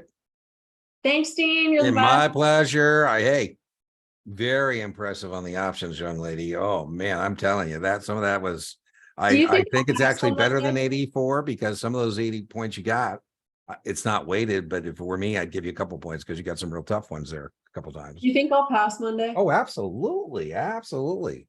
Okay. Absolutely. So we'll talk tomorrow, but like I say, Okay. don't wear yourself out. So you need to stick the landing, right? So I would prefer to work with people like yourself that are hard workers, but you know, like I say, don't run the marathon before you run the marathon, right? Okay. Be thinking about, you know, pace here as we come down the back nine. All Okay. right. I gotta get on to my next session. I'll talk to you tomorrow. Bye.